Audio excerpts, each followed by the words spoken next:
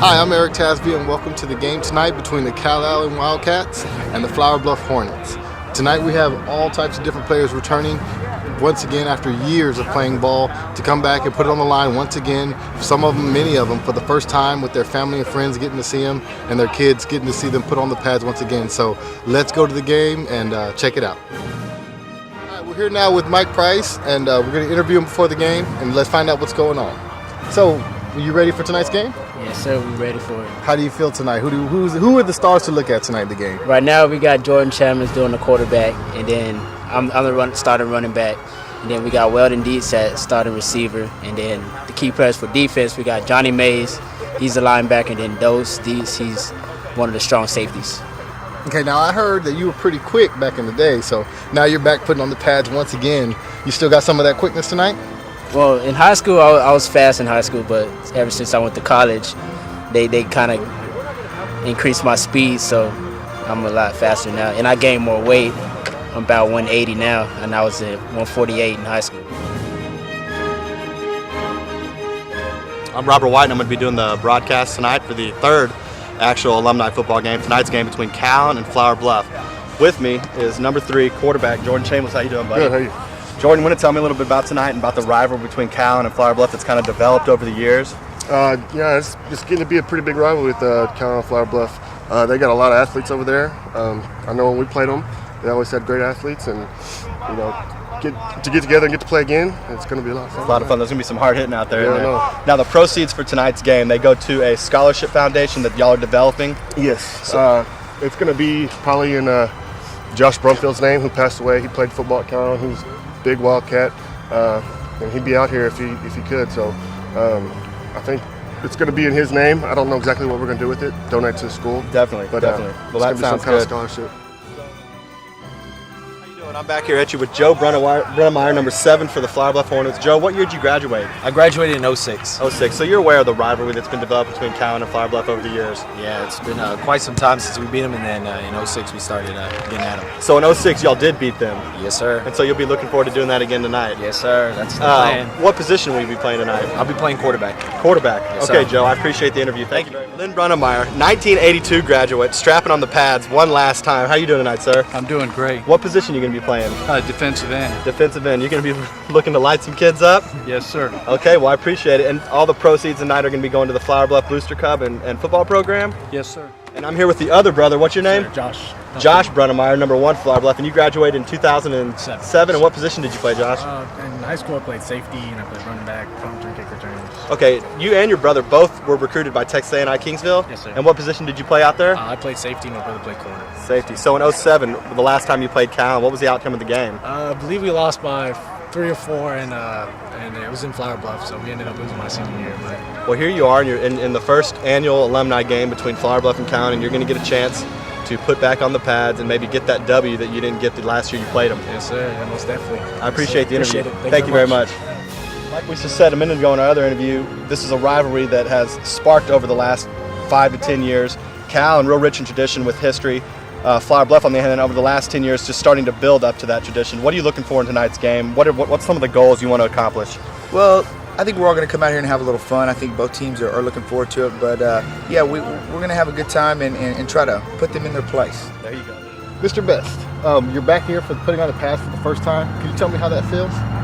It feels great, actually. I thought it was, at first going to be just kind of something fun, joke around, but you're actually getting back out here practicing a little bit with these guys. It means a lot because we all grew up, wearing this jersey and playing on this field and in this stadium, and it feels nice to be back out here and just to play around some old faces again. 1, 2, 3, yes! Tonight's big game? Yes, very ready. What year did you graduate? I graduated in 06 as well. 06? What was the outcome of the 06 game between Calallen and y'all? Actually, we played in 05 and 04, so we both beat them at the same time. So I never lost against them. So. Wow, okay. And that's it for tonight's game, and we're going up to the booth. Okay, I'm with Eric Tasby, former Carroll running back, graduate 1997. And we're here for the third alumni game between This one's between Flower Bluff and Calallen, and I have to say, Eric, I felt the excitement when pulling up at Phil Danaher Field tonight. You can see the excitement in the crowd, and you can see the excitement in the players, and the rivalry that's brewed between these two schools over the last 10 years has really become something. I'm looking forward to a great football game tonight. Yeah, we're going to have an amazing game. These guys are excited. They're ready to go, just talking them out on the field, and it's going to be a good show today. I look at these rosters. I see all-star football players with Joe and Josh Brunemeyer, brothers. Both of them played at Texas A&I Kingsville on scholarships. You look on the Calallen side, you see quarterback number 3, Jordan Chambliss, highly recruited by Texas A&M, played baseball and football. We're at center field right now. The coin toss has been decided. Flower Bluff will kick. The rules for the alumni football game are the same as they've always has been. There will be limited special teams. On the kickoff, the players will run back. You can go for it on fourth down. However, when the ball is punted to the other team, it will be down at the spot of the catch. Eric, are you ready for a hard-hitting football game tonight? Yes, sir. We're about to ready to rock and roll. And these Flower Bluff guys, they were jumping out in the locker room. You should have heard the pump-up speech they gave. It was amazing. And there's some size out there. These guys don't look as old as I thought. They look pretty limber. I'm looking forward to this game tonight. Wait for the refs to blow the whistle here so we can get the kickoff. Clock's down to 0. The game is ready to start. Looks like we got number 11 back there to return. Yes, sir. Number 11 for the Flower Bluff team would be Chuck Oliveira. I'm sorry, for the Calallen team, Chuck Oliveira. And we're still waiting for a kickoff here, so as soon as the game gets going, we will continue with the broadcast. Yeah, and sometimes when you get out of football, it takes a little longer to get lined up. So maybe we got the ref just getting everybody situated. Looks like we're ready to go. Here we go. The whistle's blown, and we are about to have the kick. And we're off. First annual alumni football game between Calallen and Flower Bluff is underway. Return caught about the 10-yard line, bounces out right, cuts up the middle of the tackle, and will be down at about the 26-yard line. So here we go. We're going to see what kind of offense Calallen uses here. If it's anything like I remember, Phil Danaher runs a pro-style offense, power eye, likes to pound the ball a lot, running game. Do you think we'll see a lot of that tonight? Yeah, when you talk about the running game, that's going to be really the key to this. With them not having the long time to practice with each other, you're not going to get a whole bunch of throwing because you need precision for that. As you can see down there, pro-style offense, and of course, at no surprise, we're going to have Jordan Chambliss. No, I'm sorry, Jordan Chambliss will not be starting at quarterback tonight. That will be Kenneth Rosa, number 7. First play, handoff to the running back, Michael Price, player/coach. He bounced out right side, gain of about 7 yards. It's going to be second and short. Yeah, and he looked like he had a little bit of quickness left in them legs still yet. A lot of these Flower Bluff and Calallen players do. So here we go. It's going to be second down. Callen's on the 34-yard line. Number 7, Kenneth Rosa at quarterback in the power eye form. Price in the backfield. Number 5. Number 11 in motion off behind the line. It's a handoff to Price up the middle, and he's stuffed right at the middle. Good defensive front there by the Flower Bluff football team. Good stop. It's going to be a crucial third down to start the game. Yeah, I'm impressed with this front. They're handling their own tonight. They're not getting pushed off the ball. Now, we're still early in the game, but they're really holding their own. So third and short, I find it interesting if you see the play calling by Calallen on the sidelines. They got the switchboards like a lot of college offenses are using these days. And that's the way to do it. You don't need any signals to remember. You just write down what you want and go at it. Exactly. Here we go. Number 7, Kenneth Rosa under number 11 in motion. Price in the backfield, the running back. And they're going to continue a fake handoff. Rosa's going to bounce up to the right side, cut up to the middle of the field, and he got enough for the first down there. Good play, well executed. Yeah, good play, good holding on to the ball there. The key to this game is really going to be ball control. With the ball control, you have to hold on to the ball. You have to practice that because these guys are going to be ripping it out tonight. And if you're not used to carrying it, you got a chance to make a big mistake, and really the game could change on that. So we'll be keeping a lookout for that tonight. Running back Michael Price has exited the field. A new running back has entered. Now some of the jerseys here are numberless. It is hard to afford some of these jerseys, and with the money they put in to be able to play here tonight, we'll just do the best we can as far as broadcasting. There's a pitch to the running back. He tries to bounce out left, cuts up the middle. Not well executed play, but I think he was able to salvage a yard out of that. But Calallen is sticking to what they do. They are running the ball. We are yet to see a pass thrown from them. Yeah, and when you come down to it, it's just stick with what you know. And Calallen, they've been running the ball now for years with Danaher out there, and it looks like they're going to continue doing the same tonight. Number 3, Jordan Chambliss, highly recruited out of Texas A&M in high school baseball and high school football, has entered the game. Eric, this kid is an athlete, and this is when I would expect to see them throw the ball a little bit. Now, I believe they're in a Wildcat formation with Chambliss sprint wide out. This should be interesting here. We're going to see what – no, there we go. Chambliss isn't at quarterback. I'm sorry. There's just 2 number 3s on the field. The other number 3 is Weldon Dietz, wide receiver. Chambliss fakes the handoff, bounces out to the right. It's going to be a running play. He's stopped about after a 5-yard gain. There might have been a holding call there. We're going to see what the penalty is. I didn't see it. Eric, did you see anything? Yeah, I think we're going to have a holding call here on the play. And these guys are hitting out there. That was a nice little hit we had. Jordan, he was looking really sharp during the warm-ups, and he was still looked like he could play and throw the ball really well. He was. We were standing out there watching Calallen warm up, and Chambliss was throwing bullets, to say the least. He really was. So yeah, I think we had Jesse Leal on that tackle, coming up and making that hit. Good to see Jesse still sticking. So here we go. They're going to bring him back. It's going to be a 10-yard penalty. It's going to be 2nd and long. Chambliss is in the huddle calling the plays. Let's see what Calallen decides to do here. Right now, I think it would be a good time to. When you have this kind of yardage, a screen is a really good play to try to make up some of the yards. You just want to get back to the original line of scrimmage. Shotgun formation. Chambliss drops back. He's looking deep. And just a bad throw. Good coverage by number 9 there for Flower Bluff. Looks like number 9 is Gerald Johnson. It's going to be 3rd and long here, and we'll see what Calallen decides to do. Running back number 5, Michael Price, is injured back in the game. I expect to see something just like the last play. They're going to have to throw it downfield in order to get the first down. Yeah, we look for a jump ball here, maybe a draw and try to catch the defense napping a little bit. That's going to be one of their best bets. Let's see what we decide to do here. The lines over center. Chambliss is in the backfield in the shotgun. 2 spread out right and 2 spread out left. Ball is hiked. Chambliss drops back. He's looking left. He fakes. Oh, wow. He just couldn't. Eric, there just wasn't an open receiver there. He tried. He couldn't get anybody, and that's a great sack by number 31 on Flower Bluff. Yeah, the cornerback had a good jam on the wideout. He wanted to go top left. He got jammed up, and it looked like a coverage sack to me from there. The D-line from Flower Bluff has really impressed me right now. Number 31, Brian Twait's in there on the tackle. Good play by him, and as you can see by the broadcast here, he's got some size on him. So here we go. Here's the first 4th down of the game now. Calallen is pushed back in their territory. They can opt to go for it. If they do punt, which it looks like they're going to do here, the ball will be spotted where Flower Bluff catches it. In most alumni games that we do, Eric, those tend to be the rules. It seems a little safer. Can you give us any other background on why they choose to do that? Yeah, you just want to keep the players out here safe. It also goes along with why we don't let the cutting go on. We got people's families out here, and the guys are a little bit older, so we just want to make sure that we keep everybody safe. We don't get any knees blown out. And the big thing when you get to injuries, it's going to be on that punt return. You got people running free down the field and just full blast. So we just want to keep it safe out here for everybody.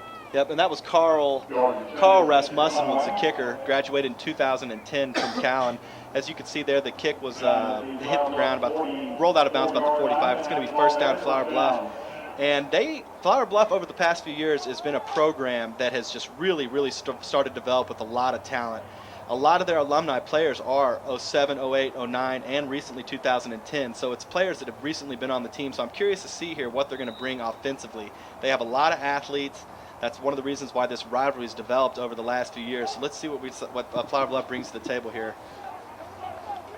Quarterback is going to be, like we stated in the interviews before the game, number 7, Joe Brunnemeyer, highly recruited by Texas A&I Kingsville. He's going to drop back, fake the pass, and right off the bat, Flower Bluff is going to throw downfield. There's a guy, he's covered well, and that will be intercepted, I believe, intercepted by number 14 on the Calallen team, Eric Yetta. Quick.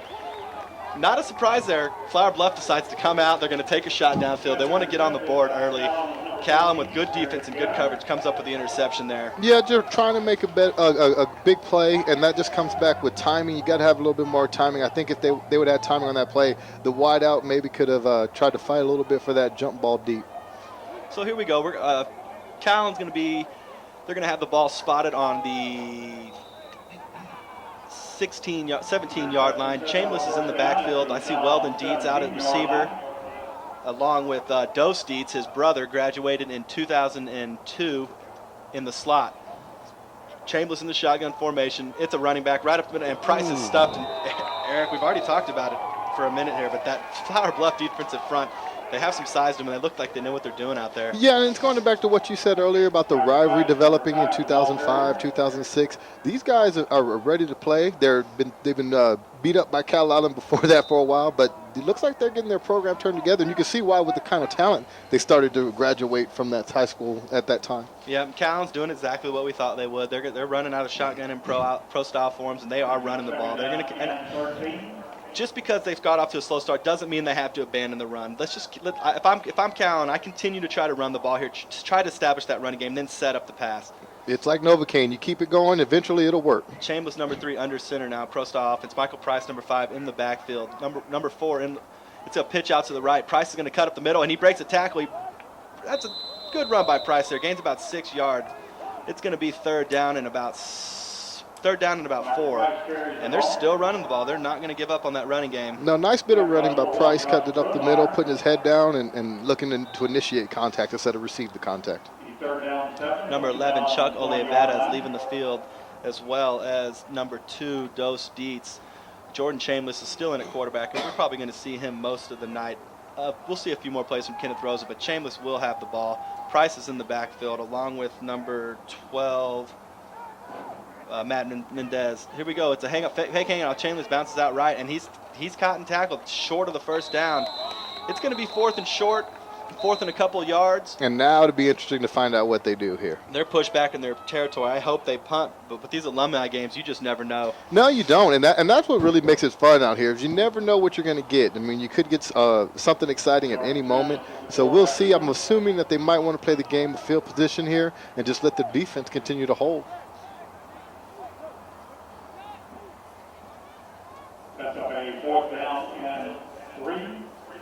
4th down and 3, and it looks like they're going to be punting the ball. And I believe that's what we're going to get. Oh, wow. Miss-hike there. Let's see what the rest do. They're probably just going to re-hike and let them re-kick. Yeah, that's what I'm thinking. Since we have a dead ball on a dead rush on the punt, I believe he gets to get it up. Okay, so there goes Chambliss with the punt. They're going to punt it, and it's caught at the 45-yard line by number 1 for Flower Bluff. That ball was caught by Josh Brunnemeyer, the other brother, graduated the year before Joe, just like his brother, highly recruited by Texas A&I Kingsville. So here comes Flower Bluff. They're going to come back on the field and try to probably make up for that last interception that was thrown on the first play of the game. Yeah, once again, they got good field position starting off, so we'll look to see what they decide to put a drive together here or go for the big play again. I want to make a note. Josh and Joe Brunnemeyer, their father, graduated in 1982, is on the field tonight. So when we say alumni games, we mean people from all age groups. Yeah, and that's an amazing story. Got to interview him before the game, and he's finally putting on the pads with his sons for the first time. So we'll look to see if he can get some plays. I think he's playing defensive end, I believe. Yes, sir, defensive end. So here we go. Flower Bluff comes out in the shotgun. 2 spread out right, 1 spread out left. They're going to hand it off up the middle. And it's a fake handoff. The quarterback, Brunnemeyer, bounces out to the left. Good gain of about 4 yards. Not bad, but good speed, quick feet. I have to say, he broke a tackle there early in. Yeah, quick. Brunnemeyer looks like he still has some athleticism. Also, too, with the good handoff fake there. I was following the fullback there. Yeah, so. me too. I thought it was a handoff to the running back as well. So kudos to the Flower Bluff offense for giving us fits up here in the booth. And I have to say, I'm impressed right now with Flower Bluff's tempo. Although they threw that interception, they look a little more organized as far as play calling goes. Yeah, a little more organized. Also, too, they're out there hustling. So it looks to see. I believe the Flower Bluff alumni want it bad, but so does Calallen. So I think it's going to be a good game down to the end. So here we go now. Flower Bluff is going to be 2nd down. Joe Brunnemeyer is going to.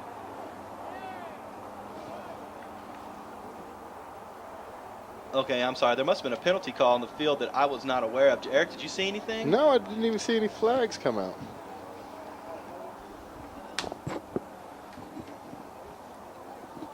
Okay, so 1st down, Flower Bluff, Brunnemeyer in the backfield, and we'll continue with the broadcast here. Sorry for that little miscommunication. Whistle is blown. Brunnemeyer in the backfield in the shotgun.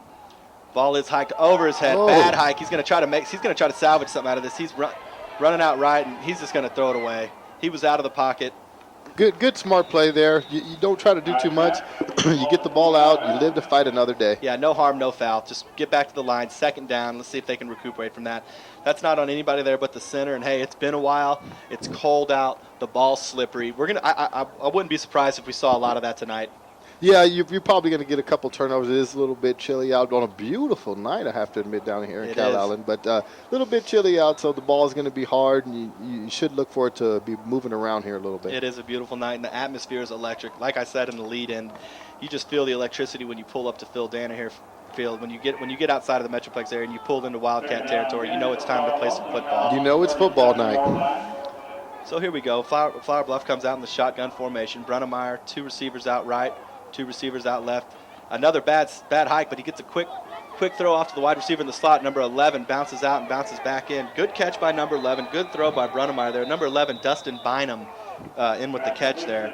And that was enough to get close to the first down, so it's going to be second and short now with Flower Bluff driving towards their end zone. Yeah, good. Brunnemeyer handled the bad snap well, made a good pass, and Bynum was displaying the quick feed there on that little quick screen. So here we go. I'm seeing real. See, I got a face mask call. Oh, yes, there is a face masking call. Face mask against Alumni, a 15-yard walk-off. Going to be a 15-yard penalty, and I'm not sure who the face mask was on. I know it was on Calallen. I did not catch the player. Yeah, and I've been impressed with the way Flower Bluff's deciding to spread the ball out. I thought, for sure they'd come in running the ball also, but they've decided to spread it out and really just go after it. Number 10, Tommy Woosley out far right in the receiver, along with number 11 in the slot, Dustin Bynum. We'll see if they continue to throw the ball here. Number 6 is in at quarterback on this play, I believe. Number 6, Blake Pierce. No, number 7, Brunnemeyer will be in at quarterback. I'm sorry, Pierce is in the backfield along with him. It's just waiting on the refs to blow the whistle here so Flower Bluff can continue on this second down play. Yeah, it looks like they're trying to get everybody lined up. Yeah, that's usually the case with these alumni games. They're not going to be as a regular CCISD football. A lot of it's thrown together. Refs, it's just tough to have them. So here we go. Brunnemeyer in the backfield, second down, shotgun formation. Another high snap, but he gets the handoff up the middle to number 6. And he's stopped by the Calallen defense there. Number 6, Tommy Woosley. No, I'm sorry about that. Number 6, Blake Pierce, is going to be seeing a lot of bulk of the carries. Graduated in 08. I remember him. He played fullback and running back. And also I played a little bit of linebacker for Flower Bluff in his time, so we should see a lot of him on the field tonight. So one of the few players that get to do it all on South Texas football. They haven't switched yet. I believe is it second or third down, Eric? I'm not sure if we're second correct. Down. It's second down. Okay, and Brunnemeyer's in the backfield. They're still going to come out in the shotgun. Number 11, Dusty Bynum in motion. Ball is hiked. Brunnemeyer, that was a bad pass there, but I like what Brunnemeyer did. He looked left, made the linebacker sway left, then looked back and fired one right. The man wasn't necessarily open, just not quite accurate on the pass. Yeah. But I liked the footwork, and I liked what he did with his eyes there. Going back to basics, he's looking off the DB, try to get him to go somewhere. He's not, because he's following the quarterback's eyes, and then throw it back to where you know your man is. Just couldn't connect, just a little bit out of his reach on that one. Let's see if Flower Bluff can get a touchdown here to start off to get the first score of the game. I have not seen them under center once, so Brunnemeyer is probably going to come out in the shotgun-style offense, and we're going to see what they decide to do here. Yeah, and this is going to be big for them. If they can put some points on the board, big confidence builder. This is a crucial third down. With this type of offense, Eric, what kind of plays would come to mind that you would possibly run? Right here, I believe I'd go ahead and try the fade. You got him throwing the ball well, and the wideouts look like they got a little bit of advantage out there. I'd give it to him. Brunnemeyer drops back. He looks left, and a lot of pressure from Calallen, and he runs right. He's going to go ahead and throw it in the end zone. He had a guy, and that ball is almost, God, wow, that would have been a play. That would have been something made out of nothing there. As Brunnemeyer dropped back left, was pressured by the Calallen defense, had to run back right. Instead of taking the sack, threw one up in the end zone, almost came down with it. It's going to be fourth down, and I wouldn't be surprised if Flower Bluff decides to kick a field goal here. Yeah, that was a la Brett Favre play, throwing it back across the middle, and then a no-no, but he did make a good play, got to hit the receiver in the hands. He just couldn't come down with it. I think the receiver should have came down with that ball. If it touches your hands like that, you need to make the catch. That is a golden rule of football. If it hits you in the hands, you got to catch the ball.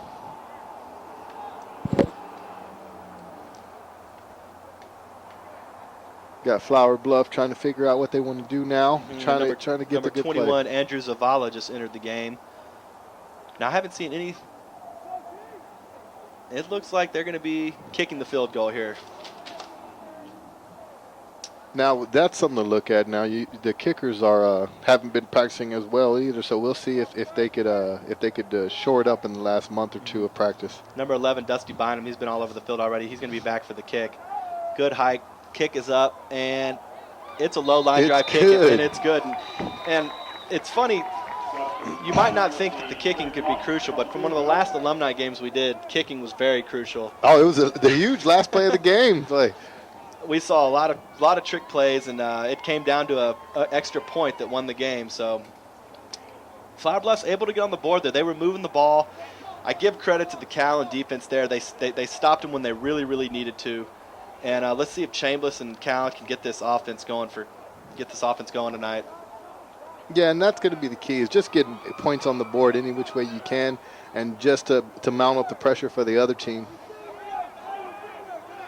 8 minutes and 14 seconds left in the first quarter. Flower Bluff is winning 3-0 with a good drive and a field goal kick. Calallen will be back to receive, and we'll see if they can get the offense going. Just trying to get straight out on the field. Finally got the kick return team ready. Yep. Just give us a second here. The refs will blow the whistle, and we'll be on our way. We call from number 11, Dustin Bynum for Flower Bluff. Okay, the kick is off, and that's a pretty good kick. It's going to be going. If the kick is to number 4, I don't have a name on him right now, but he bounces out right, and he's stopped before the 20-yard line, and that's he did what he could do with that, and that was good special teams coverage by Flower Bluff there. Yeah, and that was extremely good kick there. That was pretty impressive to get it that far down the field. That was number 4, Jonathan Vest, on the return there. And he had quick feet. He looks like he had some speed. He just wasn't quite able to do anything with that right there. Maybe sometime tonight he'll find the courage to break one. So here we go. It's going to be first down, Calallen, on the about the 19.5, 20-yard line.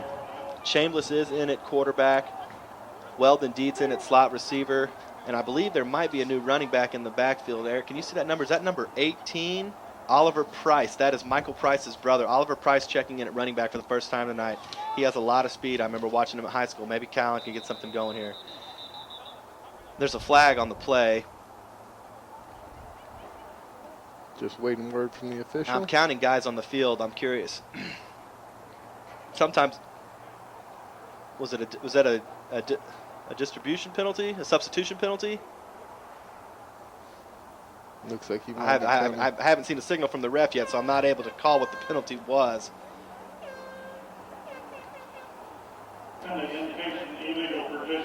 Illegal participation, that's what I thought. That's just another wordage for substitution penalty. You see that a lot in high school football and in college football.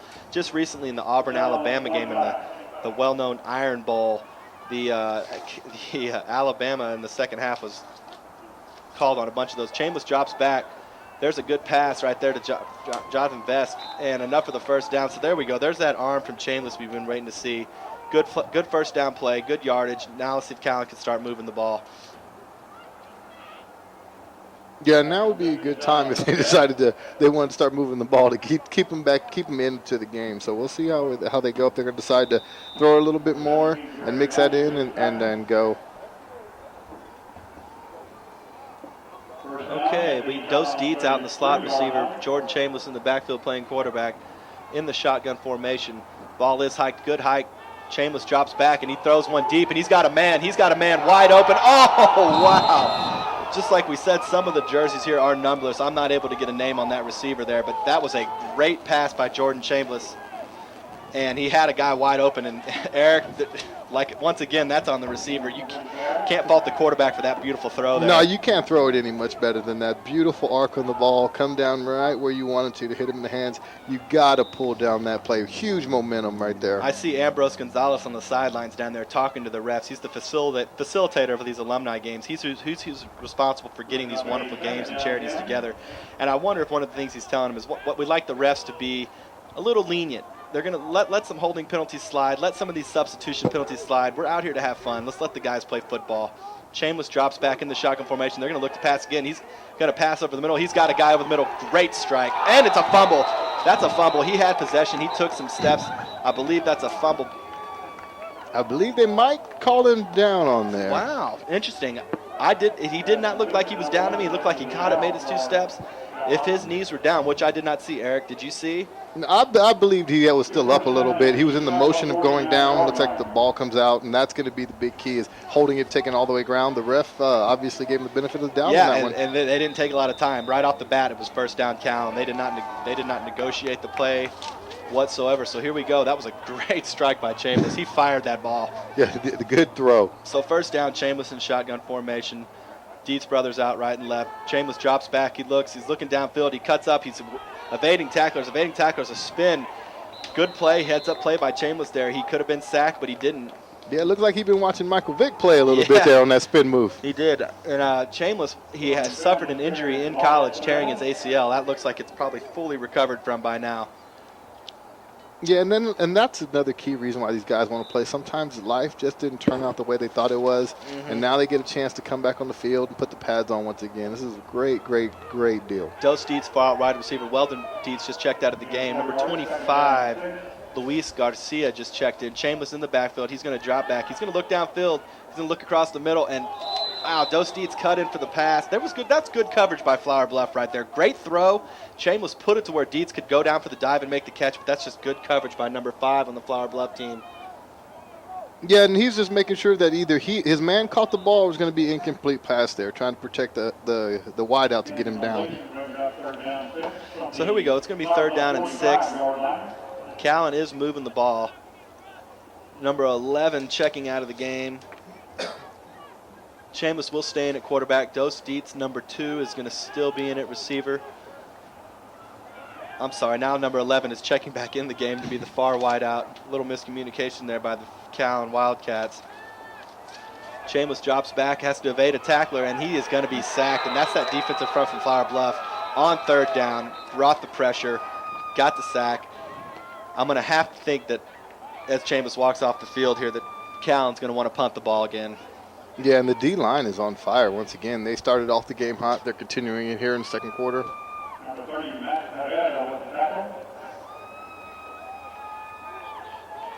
So 4th down, Calallen. Timeout call. Yep, timeout called.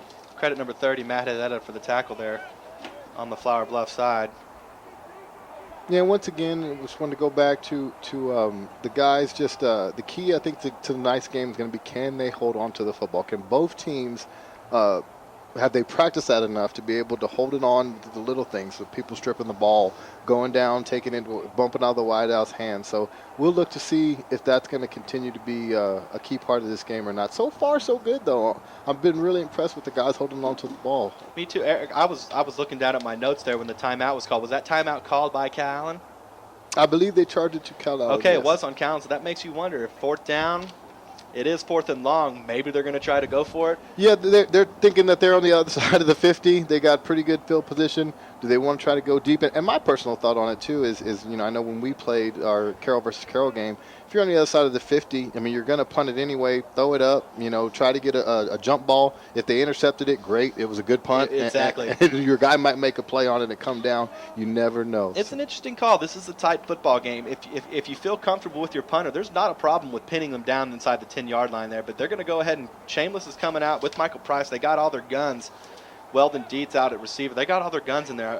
Calallen's going to go for this on 4th down here. So let's see what they decide to do. On 4th and 15. 4th and 15. Calallen will go for it.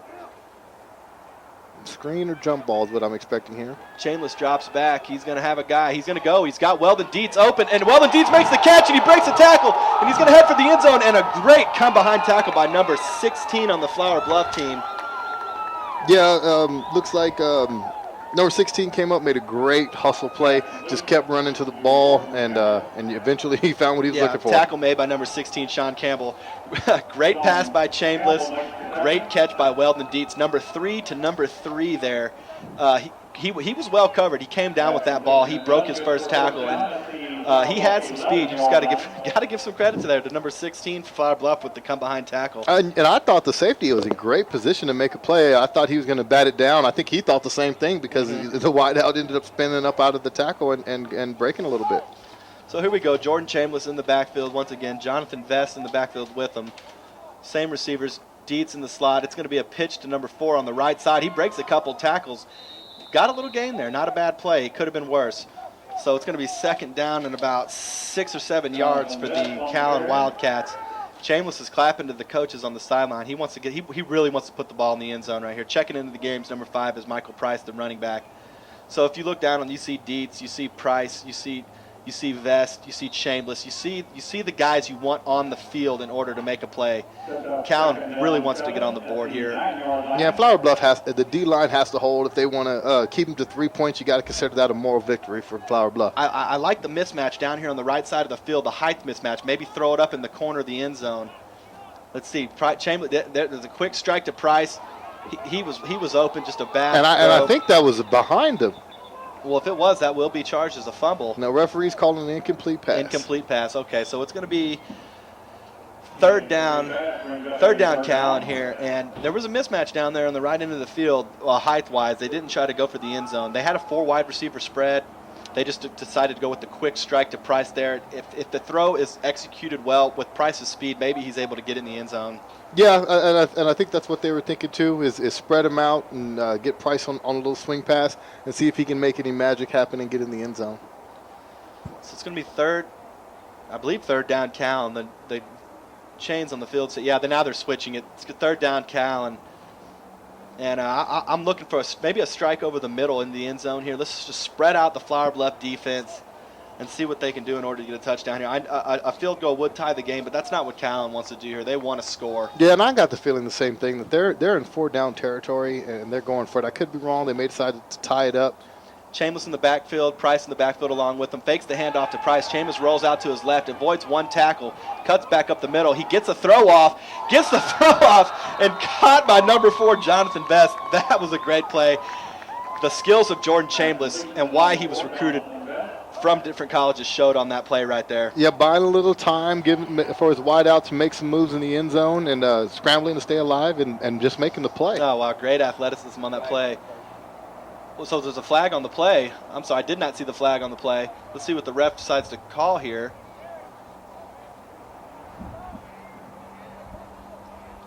I believe the touchdown's going to be called back. Yeah, I think you're right. Holding call on the offense? Eric, did you see anything there? I didn't see the referee signal, but I believe you're right on that. Looks like they marked it back 10. Yeah. Oh, man, that's unfortunate. Chambliss, Huge play call right there. Great play by Vest. That is really unfortunate. So now we're looking at third and long, and if they do not get it here, you probably will see a field goal, and this is not a given from field goal range. No, definitely not. Not from this range at all. So here we go. Price is running out and running back. Chambliss is in the backfield. Vest far out wide. Chambliss drops back out of the shotgun form. They throw over the middle of the Vest, and wow, man, great throw by Chambliss. Vest should have came up with the ball there, and he didn't. It's going to be fourth and long, and let's see if Calallen what they decide to do here. Yeah, he went right back to Best and tried to see if he could make that play. I think it was the exact same slant, and just couldn't come up with it. So, like we said, with a little shortage on jerseys and numbers, so as far as some of the players go, we're not going to be able to get their names out to you. As you can see, there's 2 Carroll Tigers in there right now wearing Carroll Tigers jerseys. It's unfortunate, but it's not really all about the jerseys. At least they're in the game. At least they're getting to play. So it's going to be fourth down, and the same kicker that's been doing the punting, Carl Rasmussen, graduated in 2010. He's going to be back to try this field goal. What's the yardage on this field goal here? Let's see. It looks like 27, 37. Yeah, you're looking at about a 27-yarder. Yeah, 20. Good hike, and let's see. He gets it up, and it's good. What's the no. Good. I'm sorry, that was wide left. Hard angle from where we're sitting up here. The ball had plenty of distance, but that's wide left, and can't really fault him there. No pass rush, nothing. He had plenty of distance. He just didn't have the accuracy. Yeah, just a little bit off on the angle, and they're going out for the open end of the football stadium. Maybe the wind just took it a little bit there on him. What we just saw was really unfortunate because Chambliss and that Calallen Wildcat offense, they did everything they could do there to score. They had a score. Unfortunately, there was a holding play. It was called back, and that just goes to show how penalties are crucial, and they will hurt you. So now Flower Bluff retains the lead, and they're getting the ball back on their 21-yard line. They're going to come out, and they're going to move it down the field. just like they did the first time. Brunnemeyer in the backfield at quarterback. It's a handoff, reverse side to number 14. He's got room. He's going to cut up middle. He bounces back up the middle, breaks a few tackles. Great play. Look at Flower Bluff coming out there right off the bat. A little bit of a trickery, not much, but definitely caught Calallen there on the wayside. Yeah, slamming him in the middle and then giving it to the man on the outside on the reverse. That was a good call. You got the defense flowing one way and trying to catch him off guard. Everybody hadn't played in a while, so you're trying to get everybody excited and use that momentum against them. That run there was by number 11, Tommy Woosley. What you see a lot of times in these alumni games is you hear a lot of names repetitively, and that's just because they were playmakers in high school, and they're still playmakers till this day. So they're going to utilize their assets and what they need to do to score. So Brunnemeyer, number 7, under center at quarterback. It's going to be first down Flower Bluff. They're moving the ball, no problem right now. Oh, wow, fumbled the hike, gets the handoff, bounces out left, and not a bad run there. He made something out of nothing. The run by number 6, Blake Pierce for the Flower Bluff team. He was brought down at about the 46-yard line. It's going to be second short, Flower Bluff. Yeah, wanted a little bit more yardage on that, tried to put his hand down to make a play, but just couldn't keep his footing. Calallen came out. They tried to run the ball, was not working. Started to go to the pass, started working. Flower Bluff, on the other end, they have not been running it a lot. They have not been passing a lot. Their offense is showing a lot of diversity. Yeah, and I'm surprised. I thought for sure that they'd keep it pretty simple, but these guys have been out there practicing because they really, really are putting on a good show tonight on offense. So Brunnemeyer, quick pass out to the wideout, number 1 for Flower Bluff, and he's got room. If he breaks a tackle, he could have gone there. Great play by Flower Bluff. They're moving the ball, and that's a great catch by number 1, his brother Josh Brunnemeyer. So we got Brunnemeyer to Brunnemeyer right there. That's neat. Yeah, and that's why the connection looks so crisp. They've done that a few times in the backyard. We just had Thanksgiving dinner, so they've been practicing that play for a little bit. They caught me off that guard. That was a strike right on the numbers. They were ready. So we'll see a lot of that. Probably a lot of that Brunnemeyer connection tonight. Yeah, I would imagine so. If I was a betting man, I'd say you could look for these two to make a big play here soon. So 2 minutes and 15 seconds left on the ticker. It's still 3-0 Flower Bluff. Brunnemeyer hands off, fakes the handoff to number 32. He drops back. He's got pressure. He has a guy open. Number 6 with the catch. And, wow, he misses the tackle. Number 6, he did try to cut back upfield. He's going to try to get to that end zone. Great play there by number 6, Blake Pierce on the Flower Bluff team. Eric, we're going to have to reiterate this again. What Flower Bluff is doing with their offense is a lot of fun to watch. It really is. I mean, you got the tight ends coming across the middle. You got the wideouts running deep. This is looking really, really fun out here. Okay, I believe there might be a flag on the play. Looks like it's going to be against Flower Bluff. Yes, it is. They're marking off 10. The ref has not signaled what the foul was, but they did mark off 10 yards. That's unfortunate. That was a great play by Flower Bluff, and great heads-up play by Brunnemeyer, the quarterback there. Yeah. He had pressure all over him. He found a guy open, and he was able to get the pass completed. So here we go. Number 7, Brunnemeyer under center. And it's going to be second and long. It's a handoff to number 32, just not well executed. And I have to say, Calallen was ready for it that time. They tried that play earlier. They just tried it the other way this time. Calallen was ready for it, and they made the tackle. Just like earlier with Calallen, penalties are hurting both teams.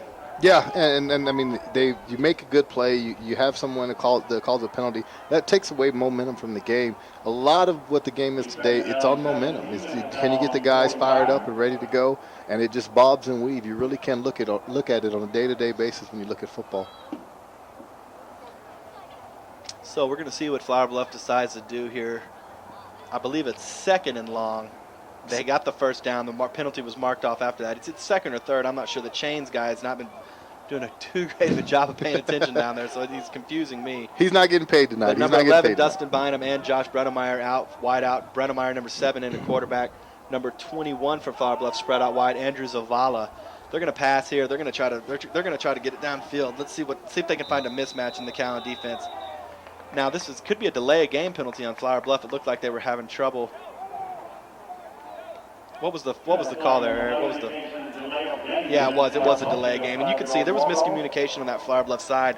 They were lined up. Brunnemeyer was looking around. I'm not sure if he had a play call, and unfortunately, a delay game and another penalty, and it's going to be second and very long here. We're looking at about 2nd and 25. Yeah, going the wrong way for Flower Bluff. Man, they really are. They executed 3 great plays in a row to start off this drive, moved it all the way down the field, and since then, 2 consecutive penalties that have really, really hurt them.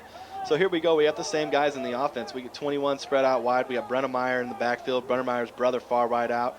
And Tommy Woosley's in the game as well. Let's see what Flower Bluff decides to do here. Brennemeyer's in the shotgun formation. It's 2nd and long. Brennemeyer drops back. He's looking left. He wants a guy downfield. He's got a guy wide open. Wow. Bad coverage on the Calallen defense there. Great pass by Brennemeyer. And hey, there we go. Flower Bluff, they got it done. 1st down, close to the red zone.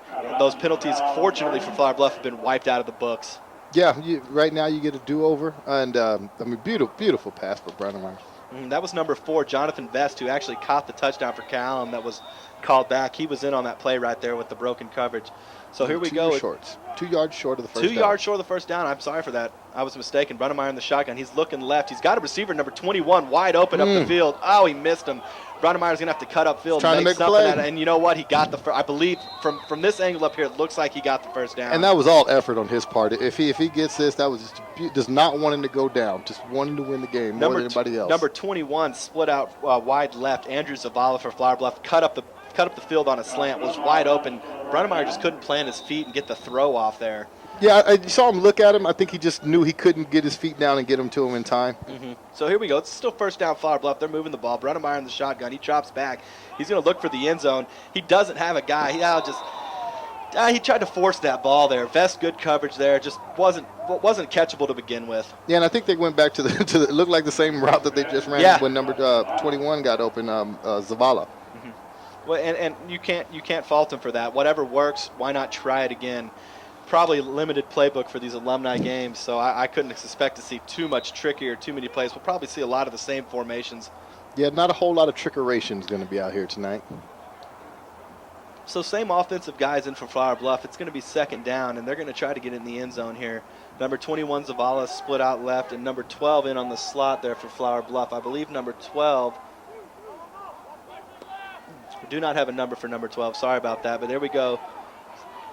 Brennemeyer, once again in the middle of the action, trying to make something happen. Stopped by the Calallen defense. It's going to be 3rd down, and a crucial 3rd down. They're going to want to score here. They don't want to tack on another field goal. Calallen's eventually going to score. We saw them able to move the ball down the field for that Flower Bluff defense.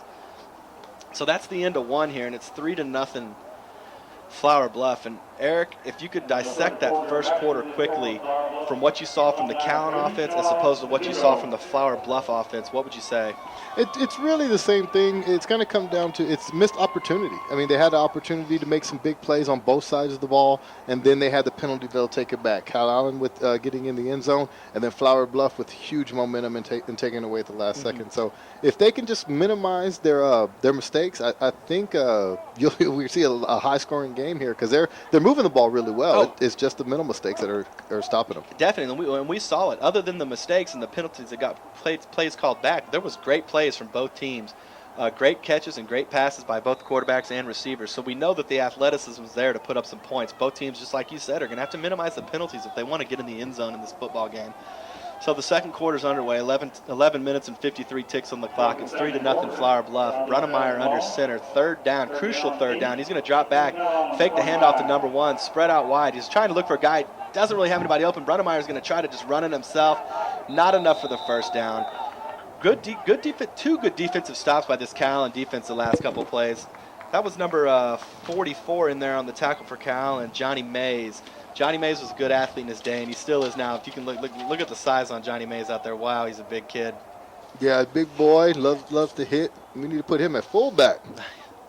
So here we go. Flower Bluff's going to try a field goal. Pretty good distance. Field goals are tough. These guys, field goal kickers in high school already have a problem. Now they're coming back from alumni game, haven't kicked in years. It's tough to get it through that uprights.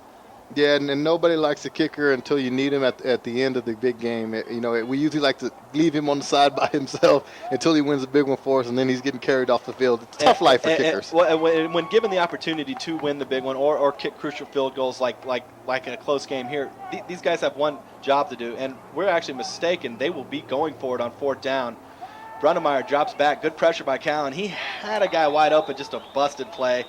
I think Flower Bluff there, they just tried to rush it. They tried to catch Calallen off guard. And in the process of that situation, just Flower Bluff themselves was not ready to execute that play. Yeah, just he had to rush the throw, had a little bit of pressure in the face. If he was able to buy himself a little time, maybe lob it up to him and give him a chance to run under it. But like I said, that was going to be a hard play with people in space. Here, Eric and I are in the booth. We're talking about how crucial it is for the kicker and the only job he has, and how it would be good to put another 3 points on the board here to make it a 6-0 game. And kicker didn't even find the way on the field. Flower Bluff just tried to sneak one in there and just couldn't execute it.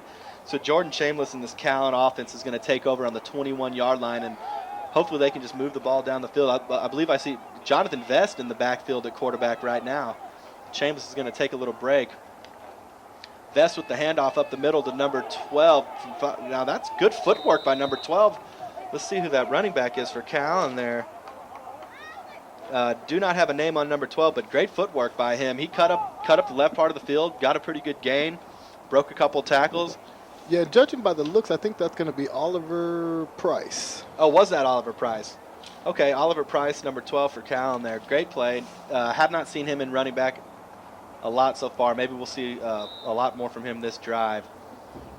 So Oliver Price in the backfield again with Jonathan Vest. Weldon Dietz put out in the slot, along with his brother Dose out on the wide out. Giving Chambliss a little breather here. They're going to hand it off to Price up the middle, playing that power game, and that is going to be slightly short of the first down. But Calallen's coming out with what we're used to seeing from them, and that's just some power running game. Yeah, good little running by Price, keeping the feet going on contact, and that's usually going to get you a couple yards. One of the things I've always remembered was Walter Payton always saying you wanted to fall forward. If you get fall forward on all the runs, you gain 1 or 2 yards just by leaning forward. So that's a good, powerful run by Price. So it's going to be third and very short, and I'd be surprised to see any type of pass here from Calallen. That's not what they want to do here. Just continue what's worked the last couple downs, hand the ball off, get those crucial yards, then try to execute some more savvy plays on the offensive end.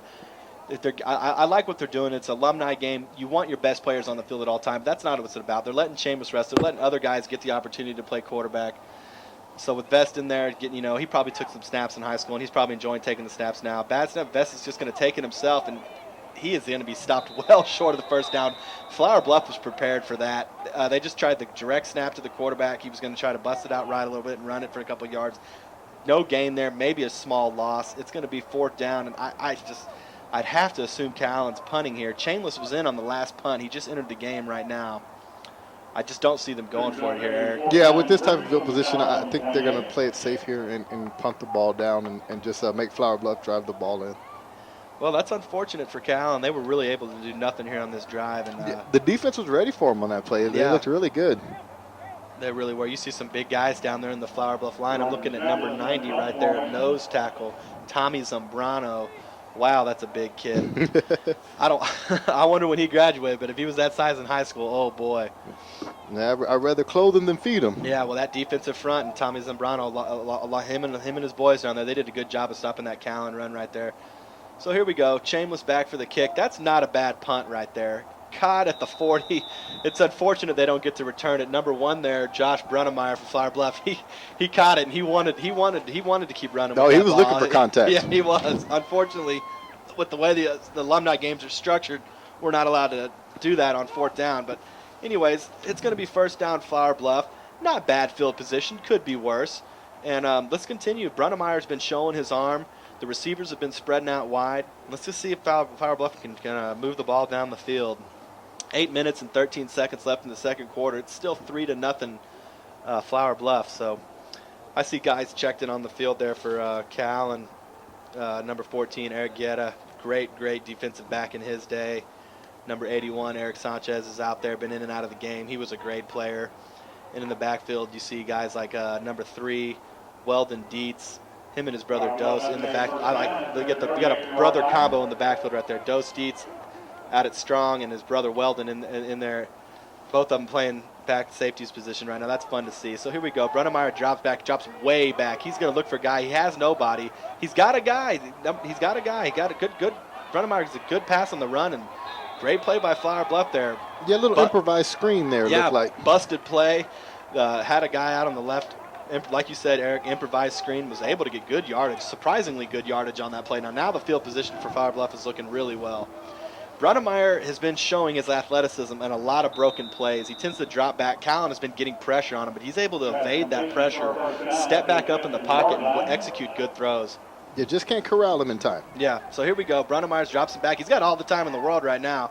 Good block by number 31 there for Flower Bluff. Brunnemeyer's running all the way back up the field. He's got a guy, number 6. He wants to pass it. He's going to look farther downfield for number 11. And almost. Was that caught by number? No. Wow.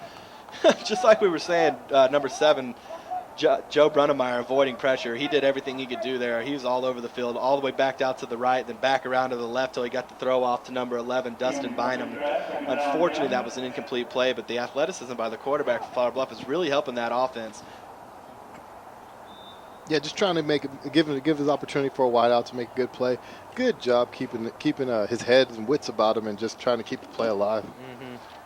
So it's going to be second down, Flower Bluff here. I look at guys like Matt Mendez in the Carroll Tigers jersey on their line, number 74. Look at the size on him. So it seems like got Mendez and number 44 there in the other Carroll jersey. Johnny Mays can do something on that Calallen line. Here we go. High snap. They try to hand it off. And just as we were talking about, Matt Mendez, number 24 in that Carroll Tigers jersey out there, busts through the line, makes a great tackle, and stops the run.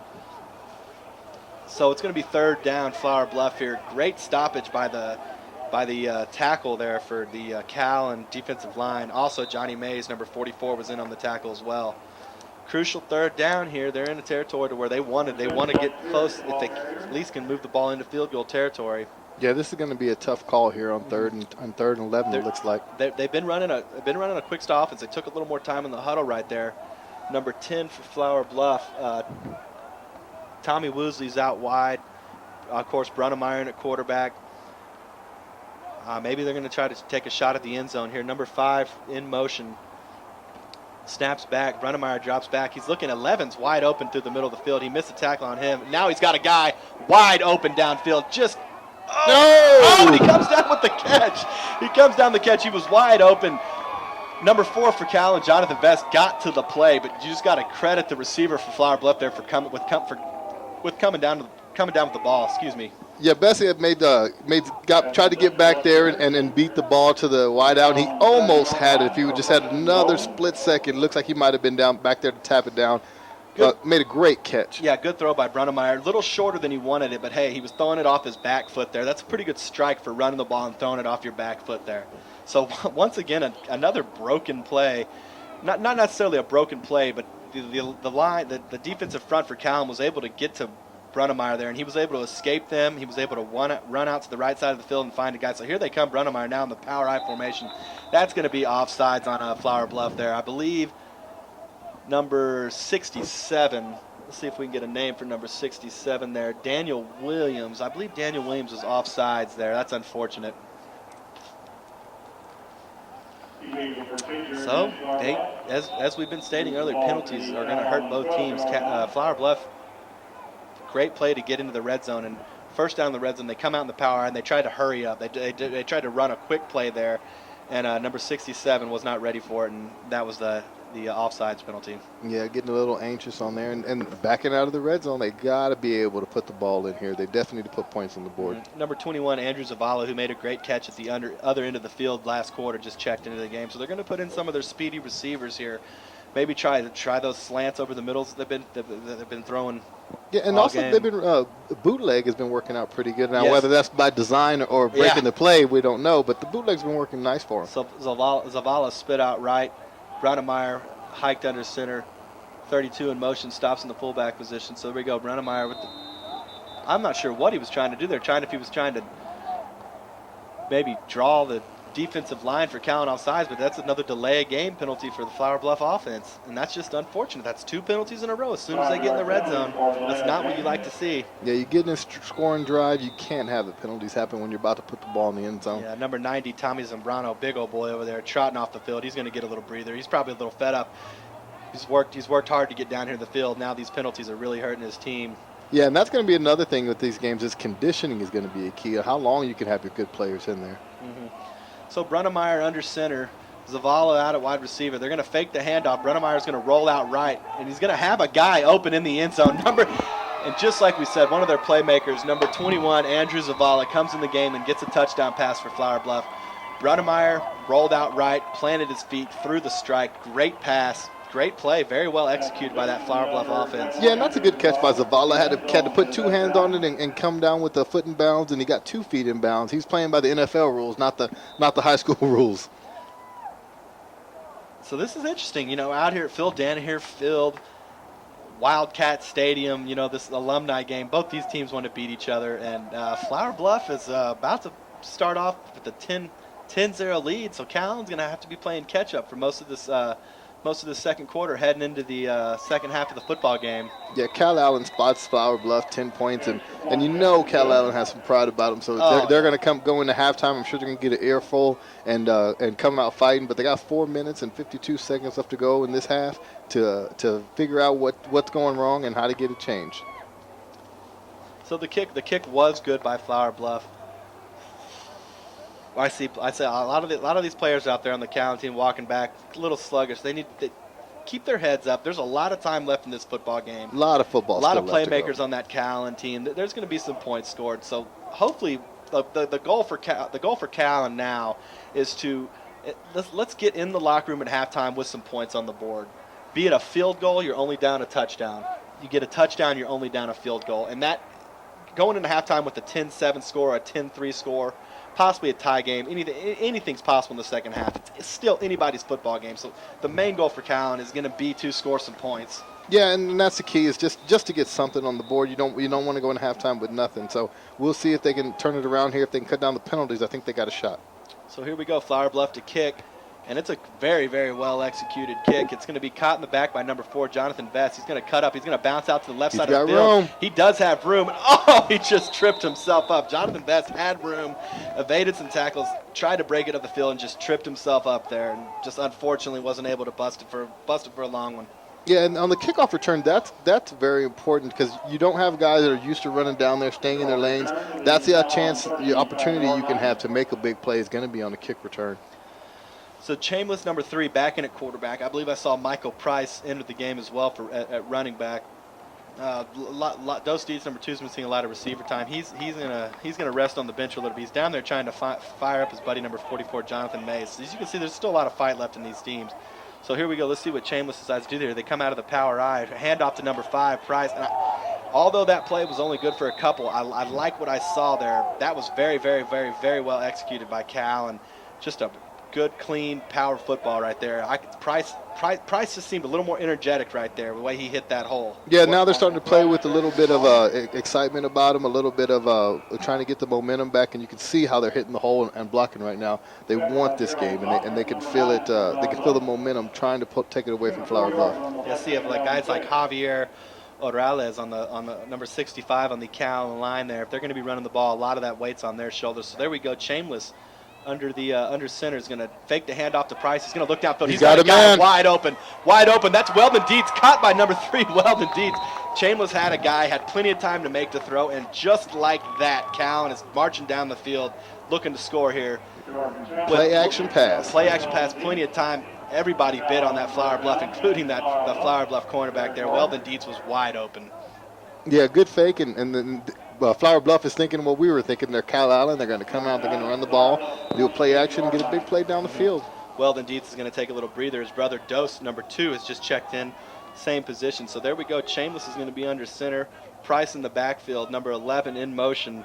Chuck Oliveto. They're going to hand off to Price up the middle. Price, good run there by Price. Good footwork. Was able to bust through the hole there. Just a great tackle by the safety there for Flower Bluff. Yeah, safety coming up to make the hit. Just didn't wrap up. He counted on his momentum to bring down the tackler. Price keeps his feet and gains a few more yards. You could see the energy there from Price. He hit that hole hard. He was one tackle away from finding the end zone there. Yeah, and he knew that too. By the way, he was running the ball there. He knew he just almost had a long run there. So there we go. We got Vest. I believe he's going to be exiting the game there. So Chambliss is still going to be in at quarterback.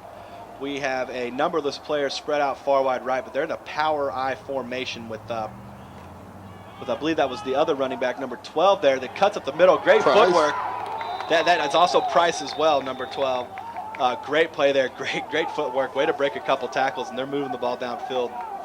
no problem right now on this Flower Bluff defense.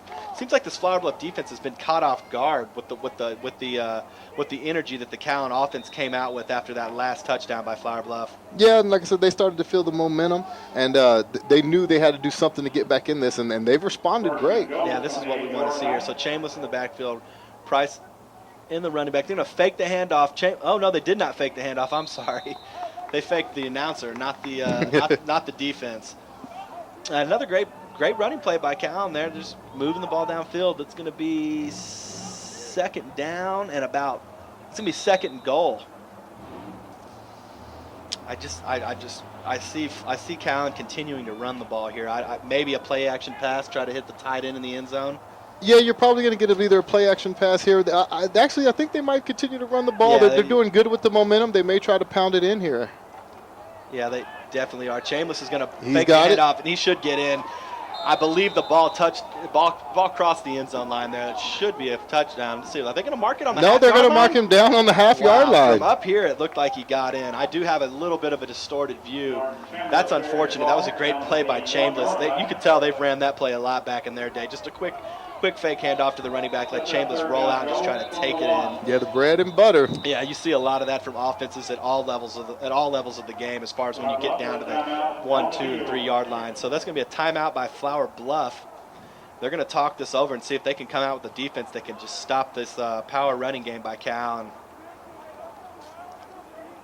And they're on the half-yard line there. Chambliss is a big guy. Maybe a quarterback sneak, something simple to try to get in the end zone there. Yeah, I'm thinking the same thing. They may go back to the slants, but being that close in, you may just look for a QB sneak up the middle and just count on the big guys that are hiking you back the ball. Mm-hmm. And on this quick timeout, we want to thank TSRN Sports for for letting us broadcast over their website tonight. That was really nice of them. It's a way to allocate and let other people hear the game. If you can't make it, maybe older guys that just people's grandmas and grandpas that have to stay at home, they can just tune in over the internet and listen to the game. Still get in on the action. So I want to thank TSR and Sports for that. So here we go. It's going to be third and goal. Chambliss there on the half-yard line. Power I formation. Price is in the backfield. I'm really looking for a quarterback sneak here just to try to get it in, and they did get in. That's a touchdown, Calallen. Yeah, just lean forward on the big guys. Let them do all the work. So with 1 minute and 50 seconds left in the second quarter, it's going to be, hopefully it's going to be 10-7 Flower Bluff. And like we stated right before this drive, Eric, now it's anybody's football game. Calallen kept their heads up. They came out, and they just moved the ball downfield, and they did so very nicely. Quick score. Maybe too quick now. There's time on the clock there. Flower Bluff. They left a little bit of time on the clock there for Flower Bluff. And the key was really is not having the penalties. And with no penalties on that drive, I don't believe they have any. I think they overcame all of them there. They were able to go ahead and put it in the end zone finally. So here we go. We're gonna have the kick.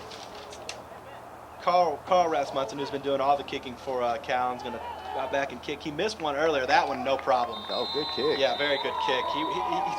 I wouldn't be surprised if he probably doesn't miss one for the rest of the night, because he had plenty of distance on that miss earlier, and that was just unfortunate that he wasn't able to get it through the that was good. That was good from 30.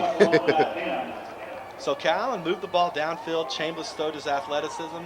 There was a little bit of broken coverage, and Weldon Dietz, number 3 for Calallen, was able to come down with that ball. And as soon as they got in the red zone, they did not mess around. Run, run, run, run. By taking the pass out of the game, you eliminate mistakes, eliminate turnovers. Of course, there is a chance of a fumble, but by keeping that comfortable running game, they were just able to fluctuate the defensive line for Flower Bluff, and they were able to get in that end zone. Yeah, and not only that, you're able to take some time off the clock. I think they left a little bit too much time, like you pointed out earlier, with 1 minute 50 left to go. Flower Bluff was throwing the ball very well, so I think you can expect a 2-minute situation come out here, a 2-minute drive, and we'll find and see if they can keep it the same, or Flower Bluff can put another 3 points at least on the board. Well, it'll be interesting to see what happens here, because you can look at it both ways. At a lot of levels of this game, 10-7 ball game, there's been some turnovers, there's been some penalties that have been hurting both teams. Some teams might elect to just run the ball, run down the clock, get into halftime with a lead, re-execute, reevaluate what they've been doing, and come back out. But at the same time, with these alumni games, these players don't want to leave anything out on the field. This is the last time a lot of these guys are going to be able to put on the pads, make that big play. So I'm hoping that we're going to see Flower Bluff come out here and see Brunnemeyer and that offense just throw strikes down the field, maybe try to get a score and try to make it a 17-7 ball game going into halftime. Yeah, I think that's going to be the call. I can't see it any other way. What's the great thing about this is these guys, they're not taking anything back into the field. They're going to try to score every single time they touch the ball. So I can't see them doing anything else but see if they can get at least in field goal range and see what we can do. So Rasmussen here to kick, 2010 graduate from Calallen. So he's still young and not a good kick. Really not a good kick. He fair catch called by what was that, number 12 on the Flower Bluff team? I couldn't see. I wasn't sure if I got the number right there. Anyways, it was a fair catch called. So Flower Bluff's going to have the ball first down and 10 on about the 27, 28 yard line. Yeah, Calallen tried to catch him off guard. That was a good heads-up play. He's able to call the fair catch and not get interfered with and get good field position out of it after all. Yeah, I might have been wrong on the yard line there. I'm going to wait to see until the ref gets the ball, sets it down. Okay, it looks like it's going to be about the 28 yard line, 28, 29 yard line. So let's see what Brunnemeyer and that Flower Bluff offense decides to do here.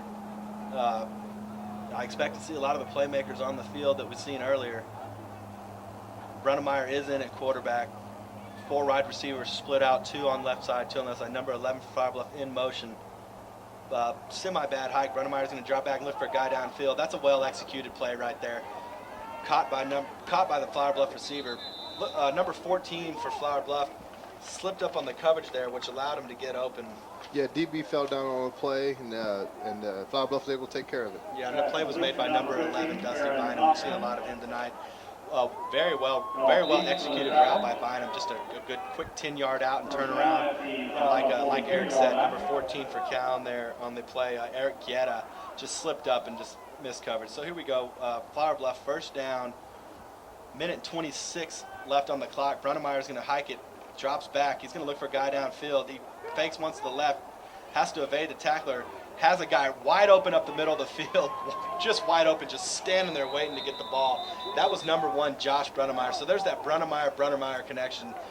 Fortunately there, Josh, his brother, was just wide open on that play. That's just bad coverage by the Calallen defense. Yeah, and Joe Brunnemeyer got nailed on that hit there. Number 74 for Calallen nailed him right as he released the ball. Matt Mendez, like we talked about earlier. Good tackle by Mendez there. But Brunnemeyer, he's still in there. He's going to drop back. He's going to look. They're going to go for that end zone. And Brunnemeyer, wow, he's got a guy wide open. Just a great play. Brunnemeyer stepped up in the pocket, thought about running it there for a second, then decided to get off the pass. I believe that pass was completed to number 6, Blake Pierce. Blake Pierce with a good crucial catch earlier. And Eric, you said it before, maybe they left too much time on the clock. Like we thought was going to happen. Flower Bluff came out on the field. They're executing well-designed plays. And they have now 57 seconds left and a couple timeouts. Yeah, Brunnemeyer's just buying them time and letting the wideouts work a little bit more than their routes are, and Pierce is doing a great job of coming open for him in the end. Number 74, Matt Mendez, who laid that big hit on Brunnemeyer. You know, sometimes when you lay a big hit on a quarterback, it stings you a little bit too. He's going to come off the field there and take a little breather. But most of that Calallen defense is still intact. Number 33, Justin Cabrillo out there. And number 27, Fred Sanders, graduated in 2009, great defensive back. He's out there as well. One of these Calallen DBs or safeties, safeties or cornerbacks, they're going to have to step up and make a play here because it's pretty clear what Flower Bluff is going to do here. They're going to throw the ball, and they're going to throw the ball to that end zone, and they're going to try to score before halftime. Yeah, they're going to keep going. I don't think why stop if it's working. So they're going to keep doing the same thing they're doing, and that's passing the ball. So here we go, Brunnemeyer. In the shotgun formation, quick strike to number 11 there, Dustin Bynum. Unfortunate what happened there, just a broken play. Wasn't able to get any yardage on the play. You're trying to run before you catch the ball. You got to see it in and then take off. Yeah, and that's a common mistake. You still see that at all levels of the game, really. Let's see if number 84 is checked in as a receiver for Flower Bluff on the Flower Bluff side. If we can see if we can get a name for him. I have not seen much of him this game. Do not have a name on number 84, but he's got some good height to him. He's a standout player out there in the teal blue football shorts. But let's see if maybe they try a fade route up to him in the top part of the end zone. You never know. Brunnemeyer's got the arm. He can put it anywhere he wants. So Brunnemeyer's going to drop back. He's going to look for somebody in the end zone. Oh, wow. See, they tried that 10-yard out turnaround play, and that time the DB for Calallen was ready for it. Great play by the defensive back on the Calallen side right there. Yeah, and if you don't throw it deep to back the defense up, they're just going to sit and break on the ball because they know if you're not haven't thrown it over 30 or 40 yards. Yeah, in fact, Brunnemeyer is lucky there. That could easily have been an interception, and if that ball is intercepted, there's not a lot of tacklers that are going to be there to make that, and that ball might have been taken. Nobody but Brunnemeyer to stop him after that. And a lot of times when DBs get going, the quarterback has trouble stopping them. So here we go. It's going to be third down, crucial third down for Flower Bluff here. Same receivers are out. Number 11, Bynum, 84. Brunnemeyer drops back. He's going to roll out right. He's going to look back left. Evading tacklers. Had a guy. Oh, wow. And Pierce is just all over the field making wonderful catches. That was an amazing play. He's a playmaker. That was a great Brunnemeyer was throwing it on the run. Not a bad pass, but really the credit goes to the receiver there. That was a great catch by Pierce. Had to jump up for it. He was covered, came down with the ball, was not worried about getting hit. That's a first down for Flower Bluff. 40 seconds left on the clock. 10-7 Flower Bluff. They have the lead. They're going to try to take a 10-point lead in the halftime. Let's see what they decide to do here. They're going to huddle up. We have seen them pass. You get this close to the end zone, Eric. You're just on the 2-yard line. Do you try to change it up and run it in there? Do you stick with what's been working? Do you stick with the passing game? Maybe a play action pass? I'm not sure. What do you think we'll see here from this Flower Bluff offense? If I'm Flower Bluff, the way I'm moving the ball, I'd probably try to spread them out a little bit and then sneak it in up the middle. You got Brunnemeyer, who's a good running quarterback, so he can give him a pass run option and just have him go from there. So, go ahead, Eric. I'm sorry. Getting back to that last play, though, you had Pierce that came out the backfield. He was wide open on the first initial release from the backfield. After that, the coverage got to him, and he was going to see that hit coming and still caught it. So I'm very, very impressed by him, by the way he's playing tonight. Me too, Pat. Number 6, Pierce, has been all over the field for Flower Bluff. There's a lot of playmakers. You hear us re-entering these guys' names over and over and over again. That's just because they are the playmakers, and they're out there getting it done. So there's Brunnemeyer under center from the 2-yard line. He drops back, fakes the handoff, rolls out right. It's got a guy wide open. Run pass option. There it is, that run pass option that we were talking about. Very effective play. Let's try to get a name on that player right there. Is that number 25 for Flower Bluff? I believe Justin Brewer. Number 25 came in there, tied in. Calallen bit on the run, and he was wide open. And like we stated, Calallen unfortunately left too much time on the clock. Flower Bluff was able to move the ball downfield without any problems. There was no penalties this time. They were getting their plays called back. Very, very well executed their offensive plays, and they scored quickly with 35 seconds left. They're going to take a 17-7 lead. Yeah, and really finished off the drive the way they started the game this half, is just coming out throwing the ball. It's unfortunate. This football game is far from over, but what Flower Bluff was able to do was reestablish that momentum going into the halftime because Calallen moved the ball back down the field, got it within a 3-point ball game. Momentum swifted to their side. Flower Bluff comes back with just a minute and 30 seconds left in the half before halftime, and now the momentum's back on the Flower Bluff side. So as you can see, 3 big momentum shifts right there. And it's going to take probably a run back, and if not a run back, I would like to see if Calallen might have 2 shots at a Hail Mary if they can get good field position. There is 35 seconds left in the clock, and I believe Calallen is left with 1 timeout. Yeah, and that's what coaches talk about in this game now is being able to handle the momentum shift from the game. Can you overcome a bad play? Can you put away a good play sometimes and come back and still continue to keep your foot on the throat, as Coach used to say, and have that killer instinct. So we're going to be interested to see how these teams come out the second half. They got a chance here Calallen's got a chance here to try to make a big return, maybe get in field goal range. So we'll see how they decide to play the ball. Yeah, this should be interesting. From a viewing standpoint, it would be interesting if Calallen could get good field position here. That way, Chambliss could show off his arm and get a couple strikes at the end zone here before the half. Yeah, and you always want to see a good game here. Good kick. That low line drive squid kick to number 4, Jonathan Best, bobbles it. Now he gets a good block. He cuts up the field and tries to cut back up the middle of the field. Gets to about the 27-yard line, and unfortunately, that's too much distance for a Hail Mary. I know Chambliss has a good arm. I do not believe he has 70 yards in him. that would be something else. That would be amazing. Yeah, so, I believe they might try to maybe run a play or two, see how that goes. If they get a big play on this first one, try to keep it going, and then kneel out the clock if not. Yeah, I mean, like you said, try to get a big play, maybe hit 25, 30-yard slant over the middle. Worst case scenario, Eric, if they get down there to about the 30-yard line, we know the kicker for Calallen has the distance. He did miss on accuracy, but he does have some range. So what they might want to try to do is get down there in field goal range, call that timeout. 17-10 ball game, down by a touchdown going into halftime. That's a big difference. Yeah, and that's really going to be their best hope right there is somehow get into field goal range for the kicker and go in 10-17. So Chambliss not in at quarterback here. Number 4, Jonathan Vest is going to be in quarterback. So let's see what Calallen decides to do here, and they are going to. Interesting there. That was a. It was behind him. Yeah, the play's still live. The play is still live, and.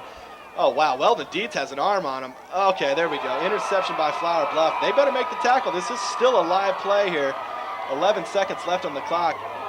Oh, wow. This is bad. Here's Flower Bluff with 6 seconds left on the clock. They're either going to get to take a shot at the end zone or try to kick a long field goal. Let's dissect that last play. That was what they were doing there. They were quick throw over to the wide receiver. Wide receiver was going to try to find a wide receiver. The wide receiver pass, I believe. Yeah, and I don't know if that was designed. If it's not, and you got your coach, you're listening out here, you might want to do this. Since he threw the ball behind him and the ball did skip on the ground, it's still live. Yeah, it made it to the wide out. He picked it up and threw it. That was a good play. That's one of the things that confused me. I thought I saw the ball skip on the ground. That was my reluctancy to call the play. But then I did notice number 3, Weldon Dietz. Heads up play to him, realizing that the ball's still live and trying to find a receiver down the field.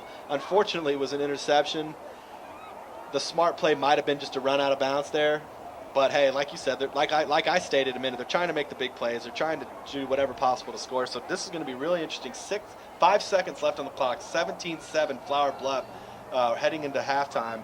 Brunnemeyer's in at quarterback. They're going to take a shot at the end zone here. I don't see why they wouldn't. Yeah, I would expect the same thing. You got No, they're going to go for the kick. This is going to be. Oh, wow, this should be interesting. If he makes this, we're going to have to call the Hammerheads out and get this man a tryout. So here we go. Flower Bluff going to try to put 3 points on the board. That's not going to get there. Not going to get there. Now, live ball. No. Unfortunately, with the way the Alumni games are designed on special teams, that is not a live ball. If it was a real football game, he would be able to take that back and try to, possibly score on it. But look, Vest is saying there's still some seconds on the clock. 1 second on the clock. And that's going back to what you said. These guys does not want to leave anything on the field. If there's a second on the clock, these gentlemen here tonight are going to want it to see if they can try to make something happen. That the Calallen Wildcats, they didn't get to practice as much as the Flower Bluff side. Now, I'm not going to say that correlates with the score in the football game, but at the same time, for a team that didn't really practice hardly at all and they just suited up here today, they're only down 10 points. Really says a lot for the athletes on that Calallen football team. Yeah, and it goes back to what we always thought at Carroll was these guys were good because they played together throughout growing up through Little League and everything else. Another poor kick to start off the second half by Rasmussen. Fair catch by Flower Bluff. They're going to have the ball at the 33-yard line.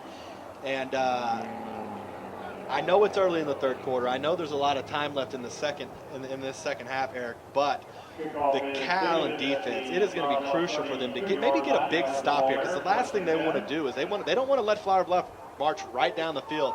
Another score, make it 24-7. All of a sudden, you're looking into a 3-score ball game. Yeah, and you're absolutely right. It's going to be crucial for them, just for confidence-wise, to be able to say, hey, you know what, we can stop these guys tonight. Calallen's got to be able to maintain it, and they need it here. So you see some of the playmakers back on the field. Dos Dietz at safety, Eric Guetta, number 14 at cornerback there. And I wouldn't be shocked. I'm sure Brunnemeyer is still in at quarterback. Passes the ball to Travis Bynum there. Dustin Bynum, I'm sorry. Number 11, Dustin Bynum with the pitch out to the left side of the field. Not a bad play to start it off. Just simple pitch play. Gain of about 5 yards. It's going to be about gain about 4 yards. About 2nd and 6 for Joe Brunnemeyer and that Flower Bluff offense. Now there's a flag on the field. Let's see what the penalty call is. Looks like it's going back. This looks like Flower Bluff's going to take it back 10 yards. Probably a holding call on the offensive line for Flower Bluff. I have not had a signal from the ref. Yeah, it looks like it was thrown in the vicinity of where they usually call holding. Yeah, and they marked it off 10 yards, so it's going to be a 10-yard penalty. That's unfortunate, but it's okay. It's okay. It's still early, so it's going to be first down and long. Brunnemeyer's going to be under center. Zavala, touchdown pass far out wide right. Brunnemeyer rolls out right, and number 5 in him with a great tackle for Calallen there. if I can get a name on number 5 there. I do not have a name, but number 5 with a great play for Calallen. Brunnemeyer tried to roll out right and just was not able to execute a play there. I believe that's Price maybe in defense. Yes, I'm sorry. That was Price in a defense. And I did an interview with him before the game. He did tell me he was going to play a little defense. I just wasn't able to. I didn't see him in there much. And there's Michael Price, obviously a playmaker on both sides of the ball. Was he playing end or linebacker on that play, Eric? You know what? I think they have him lined up at D end. Wow. It looks like little Michael Price out there playing defensive end. But hey, if he's getting speed off the yeah, he is in a defensive end there. So it's going to be second down and very long for Brunnemeyer in that Flower Bluff offense. And we're going to speed versus power. Yeah, so they're going to look. Oh, wow. Great, and he's great free. Catch, and he breaks the tackle, and he's going to the 50, he's at the 40, he's at the 30, he's at the 20, he's going to try to get to the end zone, the 10. Touchdown, Flower Bluff, and just like that, a strike from Brunnemeyer to number 84 on the Flower Bluff team. I don't see any flags on the play. This touchdown might stand. I believe it is. And it is. What a great play. Personally, I thought once he cut the ball, he was going to be tackled by number 4, Jonathan Vest. I was already looking down at my sheet to see who caught the ball, and then I noticed that Eric kept going the play-by-play there. He broke the tackle and was able to get downfield for the touchdown, and what a great play by Flower Bluff. And just like we said, the one thing that Calallen did not want to let happen is let the big play affect him, and it happened. Yeah, and just a big, strong wideout was able to take the ball down and break the tackle and turn on the speed to get to the end zone there. Earlier in the broadcast in the first half, I pointed out that number 84 looked like a height mismatch with some of the cornerbacks that were guarding him, and that's exactly what happened there, and he was able to jump up and come down with that ball. So there we go. It's just like that. 10 minutes, 52 seconds left in the third quarter. In the first couple minutes into this third quarter, Flower Bluff runs a play, gets a holding penalty, has to take it back. They're faced with second and very long, and they just were able to execute one big play, and they scored. And so just like that, it's 24-7 Flower Bluff. And if Calallen doesn't do something quick offensively here, they're going to have a lot of trouble playing catch-up, because it's very clear, Eric, that the last thing you want to do is put the ball on Joe Brunnemeyer, the quarterback for Flower Bluff. You don't want to let him have the ball. Yeah, and you don't. I think that's why they ended up getting Price in there to try to make a play on defensive end. They brought a running back over to try to double team him to slow him down a little bit. But I think that's going to be the key is for Calallen. They're trying to get pressure on him some way and putting in their athletes on the D-line. And good note there with Michael Price, like you said, in a D-end, might not have the size, but has the speed. We talked about right before we went to that break at halftime is that one of the things Calallen needs to find out, one of the things they need to do is they need to put a stronghold on the quarterback, Joe Brunnemeyer, because he's been able to evade these tacklers and break loose, and it's forced him for running plays and to get off passing plays. So maybe by putting Price in their defensive end and allocating more speed on the defensive side of the ball, they can get to Brunnemeyer and try to bring him down, maybe try to sack him a little bit more. Yeah, because I believe we've only had maybe one sack all game so far. So far the D-lines, the offensive line on both sides keep it up. Oh, wow. And look at Flower Bluff comes right out with an onside kick. And I'm not sure. It did hit the Flower Bluff guy first. I'm not sure who landed on it. But if Flower Bluff comes up with this ball, that is huge. Oh, that's going to be huge. That reminds me of the Super Bowl halftime play right there to call an onside, and they have it. First down, Flower Bluff. How about that? 24-7, 10 minutes and 48 seconds left in the third quarter. Flower Bluff comes right out on the field with an onside kick. I believe we may have an offsides penalty on Flower Bluff here. Was it an offsides penalty? Okay, yeah, offsides penalty on Flower Bluff. Fortunate for Calallen. You see that happens a lot with when you try to execute an onside kick quickly. You come out there, not all your guys are set. That's the one thing that always tends to interrupt that play is an offsides penalty. Yeah, and the timing on the kickoff. People don't realize those guys are running before the ball is snapped. They cannot be across the 35-yard line until the ball's kicked. So it's not as easy as you think. It takes a lot of practice to sit there and time it to trot behind the kicker and be full speed when you're hitting that 35-yard line. I wouldn't think I would see another onside kick here, but you never know with these alumni games. And they did, and they chose to kick. And it's a decent kick. Caught at about the 20-yard line by number 4, Vest, who cuts up the field, breaks a tackle, breaks another tackle. Oh, and he just ran right into the guy. Vest did good running play there by Vest, who's spinning left and right and cut back up the field. It was good, about 20 yards on the run back there. Yeah, and like I said, we talked about earlier, the key is going to be on the kick return because you can't have a big play there. You start one way and you let everyone run down that lane. Then you try to cut back against the grain, and you got a chance, I think, to take it deep. Okay, Eric. So Calallen, it's safe to say Calallen got away with one there. That is very fortunate that Flower Bluff didn't come up with that ball, because we have seen lately that Calallen has no answer for this Flower Bluff offense. So this is fortunate that Calallen even has the ball right now. It's imperative that they have Jordan Chambliss in at quarterback right now. They gave Best some looks, but now they're playing from behind. They need their playmakers in there. So we're going to have Chambliss under center in the I formation, and I believe there's going to be offsides. He hands it off to Oliver Price, the running back, who bounces out to the right side. Enough for the first down there. I thought I saw movement on the line. Maybe I guess I'm wrong there. Maybe they're just letting them play. That could be it too. And you can see the sense of urgency that's starting to develop in the Calallen team by the way they're running the ball, the way they're firing off the ball. Now they're wanting to get into this, and they have a lot of time left. They can't be too urgent. You got to kind of speed up your mind and slow down the body and know what's going on the field. So we'll see how it goes. And you said it. There's 10 minutes and 20 seconds left in the third quarter. Oliver Price with a good run right there. Let's come out. Let's score quickly. And it's a 10-point ball game. This football game is nowhere near over. So there's a handoff to number 42, and just a big play by number 60. Is that number 69 there from the Flower Bluff team? If we can get a name on him. Ryan Rhodes. Ryan Rhodes, big old boy in there with the tackle. Great play, and he stuffed that running play by Calallen. Yeah, and that one looked like he just wanted a little bit more than the Calallen guys. He fired up in there and made a good hit. That's what you want your defensive line to do. Like Oliver Price came out with a great running play. You know, they're trying this quick offense, and the last thing you want to do is let them continue to do that. So that's a great stop right there, and just kind of put that Calallen offense back in check right there for a second. So here we go. Chambliss under center, third down. Pitches it out back to Mike Price. Mike Price is going to cut up the field, and he breaks a couple tackles. Oh, wow, big hit. Big hit, close to the first down there, but that was a nice hit. Looks like Josh Brunnemeyer on that one there. Oh, the Brunnemeyer in there with the hit. Great play by him, and it's going to be. I'm curious to see where they're going to mark this ball. That was third down, and it's going to be close. Mike Price did a great job. I believe he's going to have first down. They're going to move the chains. Yeah, he was in a hurry to get that first down. If he looked like if he just could have stopped a little bit, set up a little bit time for the blockers, he could have developed more room on there. But he was making sure he was getting that first down. Yeah, he did. He bounced outside quick, showed his athleticism with those quick feet, and got that first down. That's what ultimately what Calallen needed to do here. So there we go.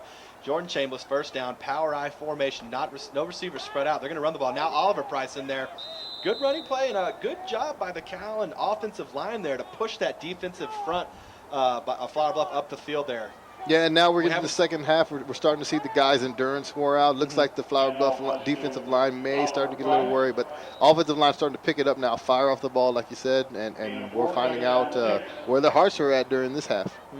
So it's a second down and 5-6 yards. Calallen's come out. They've been running the ball. They're not trying any trickery. They're not trying any pass plays. They're going to try to power it in that end zone with 8 minutes and 30 seconds left. It's still 24-7 Flower Bluff. Jordan Chambliss under center in the power I. Now we do have a receiver finally split out wide right. Let's see if they just didn't try to abandon the run here, and they do. They just hand it off up the middle of the fullback. He's got room. Oh wow! There's a fumble on the play. Big hit by the safety on that one. Not sure if he was marked down or not. We'll have to see. But there was a fumble on the play. Some of the Calallen guys are pointing to their end zone like they did come up with it, and they did. They did come up with it, and Calallen got away with another one right there. The great running play by number 20, Aaron Sanchez there, the fullback. Yeah, and the football guys are smiling on Calallen this half with the offsides on the fumble that they got back, and then now with the fumble recovery that they got now. So yeah, I'm sorry that run by number 20 was Luis Alanese. Great run by him. First time he's touched the ball all game from what we've seen. So, go figure. He a little loose hands there. Fumbled the ball, but they were able to land on it. So here we go. It's going to be first down. Calallen in the power I formation. One wide receiver spread out wide right. Chambliss drops back, and it's a fake handoff, and Chambliss is just going to roll out right. Great running play, just like a lot what we saw earlier when Calallen was down by the end zone. Just a fake handoff and let Chambliss do what he does. Use his athleticism and his speed to bounce out and get plenty of yardage there. Enough for the first down. Yeah, these guys are not running out of bounds. If you like football, then you have to come to one of these alumni games. I mean, these guys, it's the last time being able to put on pads for the first time. They tell you that when you're young, that you're just going to be the last time you put on pads, but you really don't understand it until you get older. So to get them be able to put it on one more time, I mean, these guys are flying around out there. They're having fun. So here we go, first down Calallen, and they're moving the ball. Exactly what they need to be doing. 7 minutes and 20 ticks left on the clock here in the third quarter. Score has not changed. Same guys in the backfield now. Calallen has not been coming out in the shotgun. We got Weldon Dietz now at wide out. Great receiver there. They're obviously Chambliss under center. in the power right formation. He's going to fake the handoff, and he's going to roll out. No, he did not fake the handoff. He handed it off, I'm sorry, to Oliver Price. Oliver Price broke a couple tackles there and really did a good job of getting us extra yards, crucial extra 3 to 4 yards on that run right there. Yeah, he looked hemmed up on the sideline, but he found a way to find a lane and get it up in there for a nice little gain. And good job by that offensive line on Calallen to break out left with the option play and block for the running back there. That's why Price was able to avoid a few tackles and gain those extra yards with the good blocks that were set by that Calallen offense. So Callen's moving the ball here. Number 4, Vest checking out of the game. Price still in the game. Weldon Dietz, number 3, is still in the game. Obviously, Chambliss at quarterback is still in the game. And they're going to come out in that same formation with Chambliss under center. Let's see if they decide to run the ball or pass the ball here on this second down. And they're going to fake the handoff. Chambliss and just locked up. Just a busted play. Oh, they were in the backfield before he got a chance to even hand that off. Either he tried to fake it or he tried to roll out with it. It didn't matter. That defensive line for Flower Bluff got through there, and they were able to eat him up. So we're going to have a fairly important third down right here for Calallen because you want to get the first down. You don't want to have to take – I believe they're going to probably go for it on 4th down here. I doubt they're going to kick a field goal. You never know. But this is a crucial third down. You want to get the first down yardage. You want to have first and goal from the 10-yard line or anywhere inside that 10-yard line. Yeah, this is huge, being down 21 points. They're going to try to put this thing in the end zone. I'd like to see a play-action play here, and I keep my eye on Weldon Dietz, the receiver out there. He's going to have one-on-one coverage with him. And they did. They faked it, and that's exactly who they're looking for. No. Oh, wow. And they did do the play-action pass. They threw over Dietz's way, but they ended up throwing to number 44, Johnny Mays. Johnny Mays, who's been playing a lot of defense tonight. They were able to throw to number 44, Johnny Mays, on the Calallen team. Now, that was a great strip or whoever, a block by the Flower Bluff. Number 16, Sean Campbell on safety on that defensive play there. Great defensive play by number 16, Sean Campbell, because that ball, from what I saw, was about to be caught and arguably maybe a touchdown, and Campbell just came in there and stripped it out of his hands. Yeah, I mean, you called it. It was exactly right, slant over the middle, and the DB just made a great play to come over and break it up. I thought it was a touchdown. So this is a big 4th down here for Cal, and they don't want to hand the ball over to Flower Bluff. They've obviously shown that their defense cannot stop this Flower Bluff offense. So Chambliss in the shotgun with 4 wideouts and Price in the backfield. He fakes the hand off to Price. He rolls out right. He looks at what he's got. Weldon Dietz. Oh, wow, and there's going to be a penalty thrown.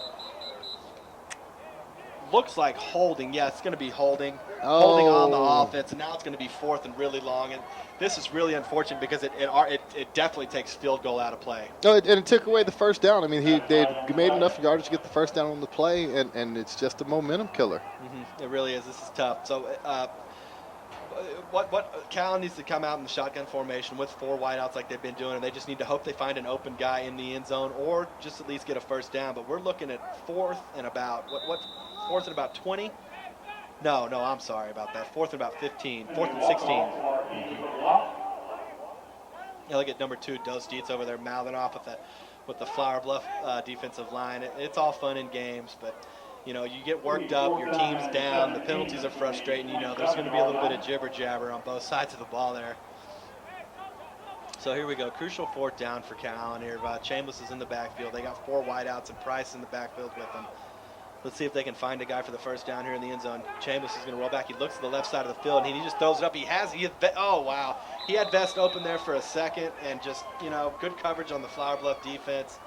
And just they just kind of threw it up like a jump ball, like you were saying earlier, hoping he could come down with it. Yeah, hoping he can come down with it, or DB does. Either one doesn't hurt you because you're thrown into the end zone, and just couldn't make the play. Well, that's unfortunate with 4 minutes and 35 seconds left, and Flower Bluff still holding on to that. The defense has to come through for Calallen right now. Oh, yeah. If they're going to have a chance to start, not saying it's completely done with a quarter left to go, but if they're going to have a chance to get back in this, the defense is going to have to step up and show that they can stop Flower Bluff with a drive or two. Yeah, like I was about to say, still holding on to that 24-7 lead. The last thing they want to do is let Flower Bluff just march right down the field and tack on another touchdown, because I believe another touchdown might put this game out of reach for Cal, and it's not quite out of reach yet. A turnover, a pick six, anything Calallen could use defensively, just some type of spark to get them back in the game and just get that momentum change back on that Calallen Wildcat side. Yeah, right now you would expect Flower Bluff to come out and run it and milk the clock for all it's worth. That's what it looks like. I believe there's a number 11, Dustin Bynum, is in at quarterback on that play. And he hikes the ball and rolls out, and just no tackling there by the Calallen defense, and he's able to. It's going to be second and short. Yeah, and the shoestring tackle saves a big play on that one. It really did, and we're just seeing that quick, explosive offense from this Flower Bluff Alumni football team. And what we talked about earlier is they're showing a lot of diversity. They come out in shotgun, they run the ball, they run screen passes, they scored on a play-action pass. They're using every little bit of their offensive playbook to execute against this Calallen defense, and it's really keeping Calallen on their toes. Yeah, they're throwing everything at them, trying to keep the defense off balance, and so far so good. It's been working for the Flower Bluff Alumni. We have number 84 checking back in the game. 84, sorry, once again, we don't have a name on him, but he is a playmaker, and he's been doing a great job tonight. So there we go.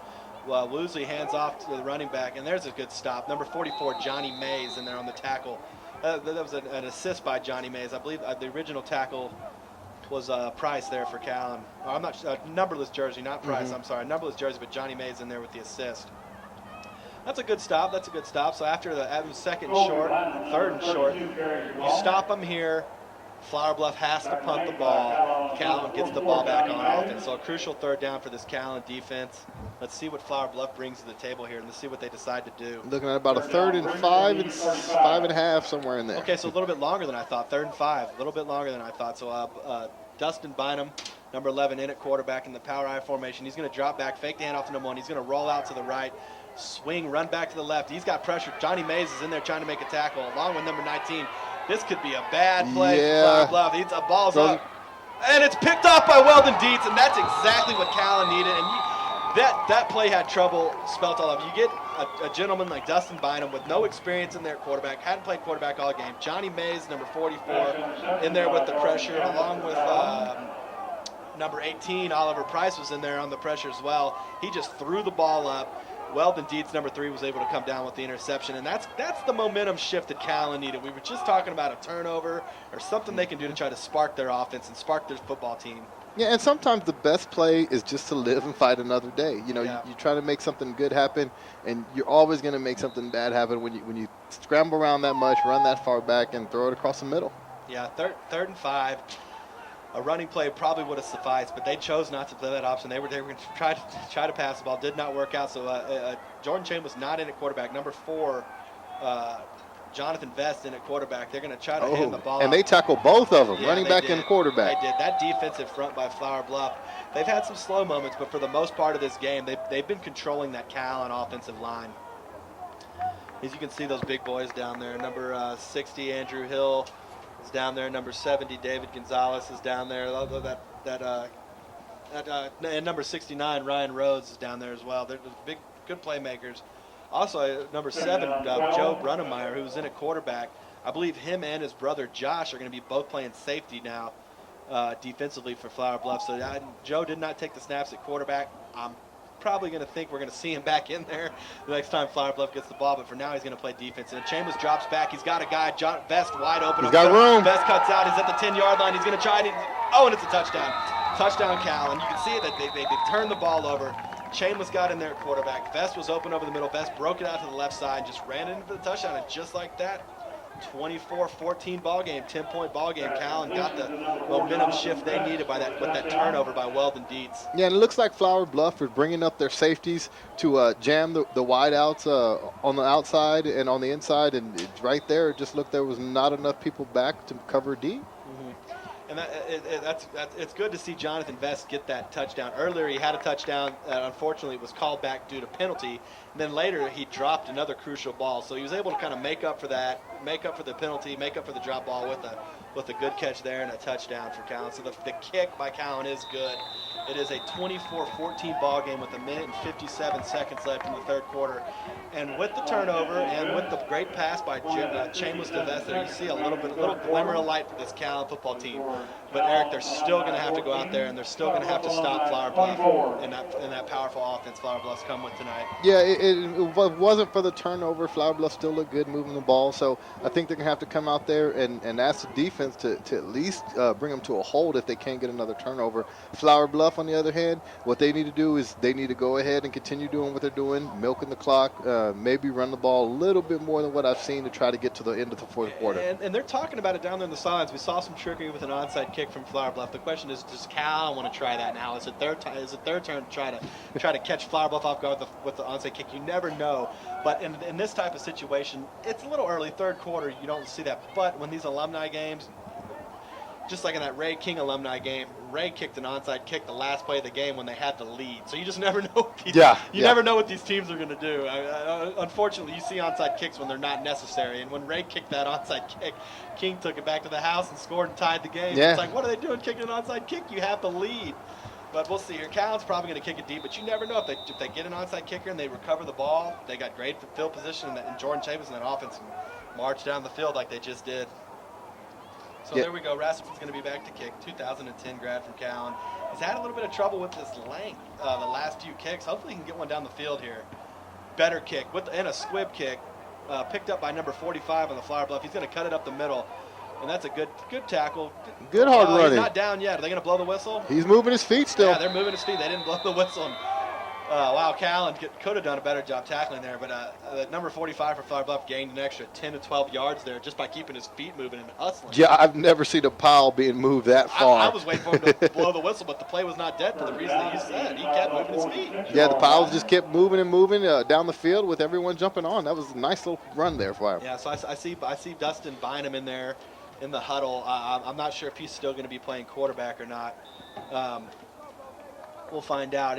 Number 7, Joe Brunnemeyer's back in there, quarterback, calling the plays. And I understand what Flower Bluff is trying to do. You want to let some guys that got some snaps at quarterback get in the game and play quarterback. But after what you saw last time, the way Bynum handled that and the way he threw that interception, you don't want to take any more chances for a turnover. So what you do is you go back with your bread and butter and you eliminate the mistakes. And that's what they're going to do by putting Brunnemeyer back in there at quarterback. Brunnemeyer in the shotgun. Handoff up the middle to number 1, and he breaks a couple tackles, and he gets the easy first down. And wow, those extra 2 to 3 yards you talk about, keeping your head low and getting them, he got them right there. And that's a big play. It almost looked like the Calallen defense just wasn't even ready there. Like Flower Bluff just hiked the ball, and Calallen just watched the running back run right by him. It was almost like a quick snap, right? But it didn't turn out. It didn't start that way. But he ran by him. They had their feet planted, and he was ready to go. From what we've seen from this Calallen defense, they have had a couple good stops, but they really need to work on their tackling. Their form tackling has not been good. They're just not wrapping up, and the guys from Flower Bluff were able to evade the tackle. There's a quick pass from Brunnemeyer to Bynum. Good play. That's going to be a fumble, and that's going to be picked up by number 14 Referee's on the ruling them down. It wasn't rolled down. Oh, wow. Number 14, Eric Guetta, he picked that ball up. He was ready for it. Some of the Flower Bluff Calallen players are fired up there on the sidelines. They really wanted that ball back. And from what I saw from up here, he was down. If anything would have changed it, it might have looked like he was on top of Eric Guetta, the DB there. So sometimes when he's on top of the body, he cannot be marked down. But I guess the referee saw his knee touch. Yeah, and I was thinking the same thing is was he laying on the other player? But I guess the referee's got a little better sight than we do because we both thought we might have saw the same thing. But no, he's ruled down by contact, and Flower Bluff gets to keep the ball. We got those 3 Carroll jerseys in there, defensive line, number 74, number 44. Big playmakers. They're gonna really need to get to Brunnemeyer here. Brunnemeyer's in the shotgun formation. It's second down. Flower Bluff fakes the handoff. Brunnemeyer rolls out to the left. There's a good tackle. He almost escaped a tackle. That was a great tackle by number 74 that we were talking about there. He finally stepped and made a play. Matt Mendez made a lot of really good tackles tonight. That Mendez kid, great hustle by him. Crucial, good stop. Now it's a big third down for Flower Bluff. Rushing the quarterback, keeping his feet moving, and made a good play. So, and I think the D line there needed a rest. I think that's why we got the substitution as we did here. Yeah, and then we're less than 10 seconds left here in the third quarter. It's going to tick down, and we're going to change sides of the field, and it's going to be fourth. They're about to blow the whistle here, and we're about to go into the fourth quarter. So here we go. The whistle's blown. We're going into the fourth quarter, and Calallen has done what they've done what they've needed to do to get back in the game. They're still trailing by more than a touchdown. That Flower Bluff is winning 24-14. But Calallen comes up with a big stop here on third down to start this fourth quarter. They get the ball back and they score. And there's 8 or 9 minutes left in the fourth quarter. You got a whole new football game. Yeah, and that's going to be the key is now we're starting to see the desperation on both teams as far as wanting to get in the end zone and trying to stop the other team. So we're about to have some hitting going on now, ladies and gentlemen. Yeah, here it is. It's getting down to crunch time. Both teams know it. And it's going to come down to the playmakers. It's going to come down to a lot of guys. You see Weldon Deeds back there at safety. He came up with that crucial interception. You see his brother, number 2, Dose Deeds, in there. You see guys like Eric Guetta, number 14. They've been getting a lot of playing time tonight.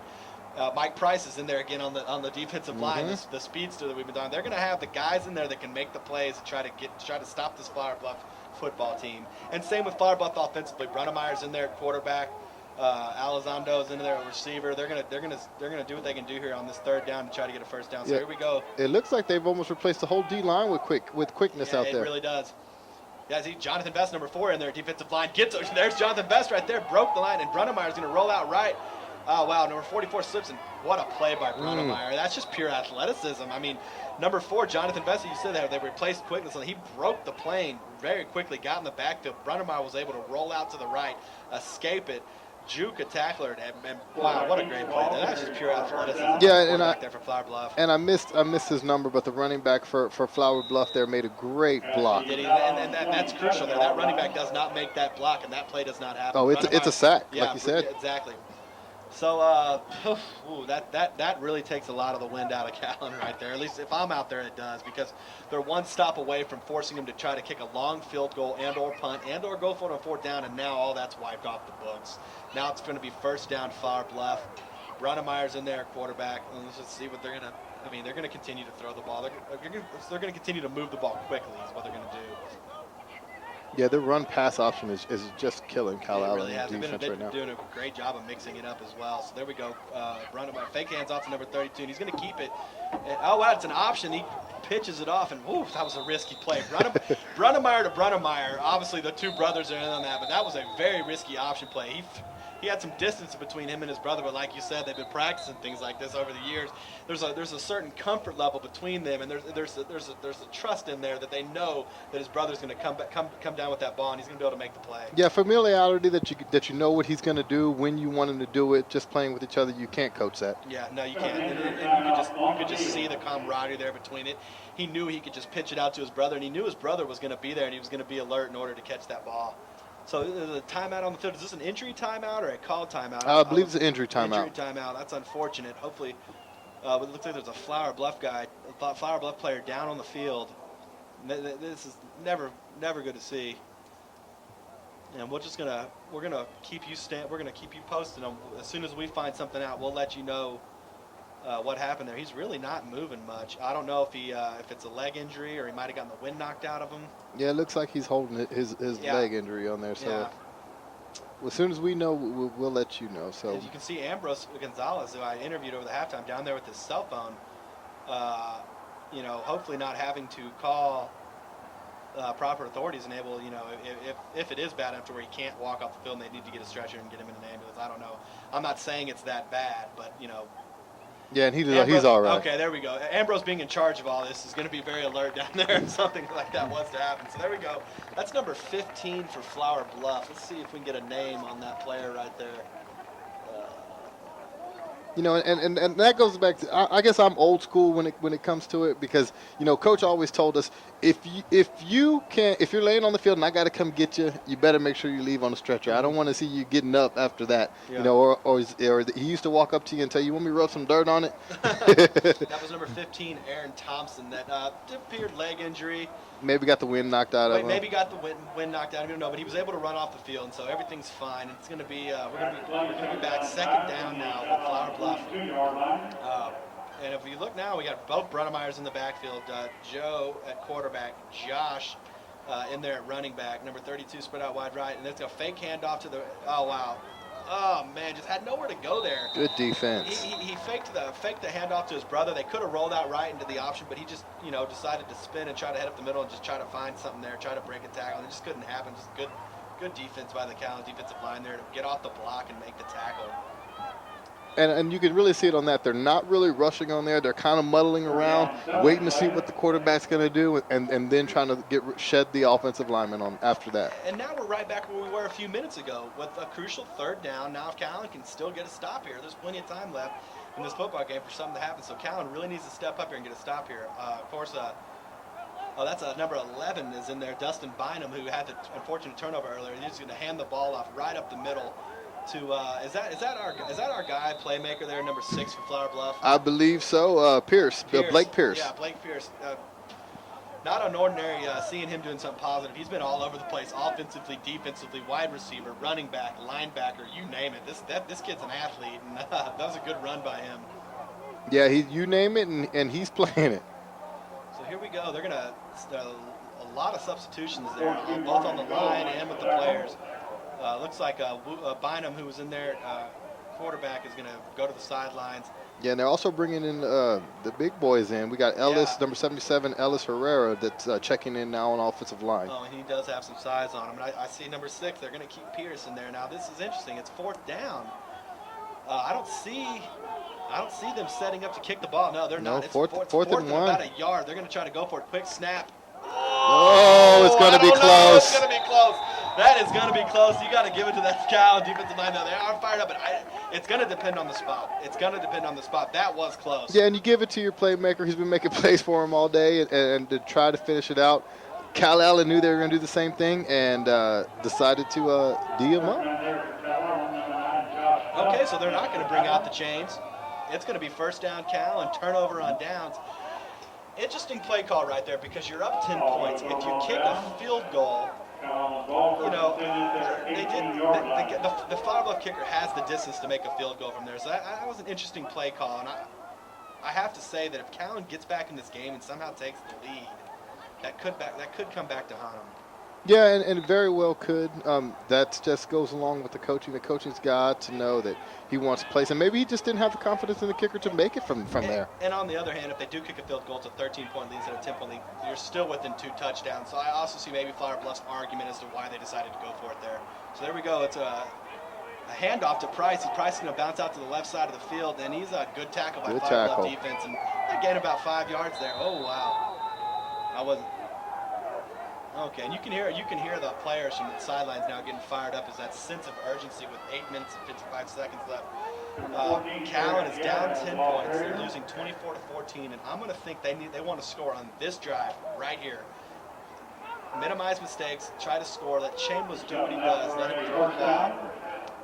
Try to get in there and maybe get an onside kick, get the ball back, or try to stop the Flower Bluff offense like they've done a good job of doing the last couple times. Yeah, not only is the defense your enemy now, the clock starts to become your enemy if you're taking too long with 8 minutes and 45 seconds. So you see Chambers in there, quarterback, Jonathan Vest in there and running back with him. Weldon Dietz, who made a crucial interception, is in the slot. His brother Dose Dietz far out left.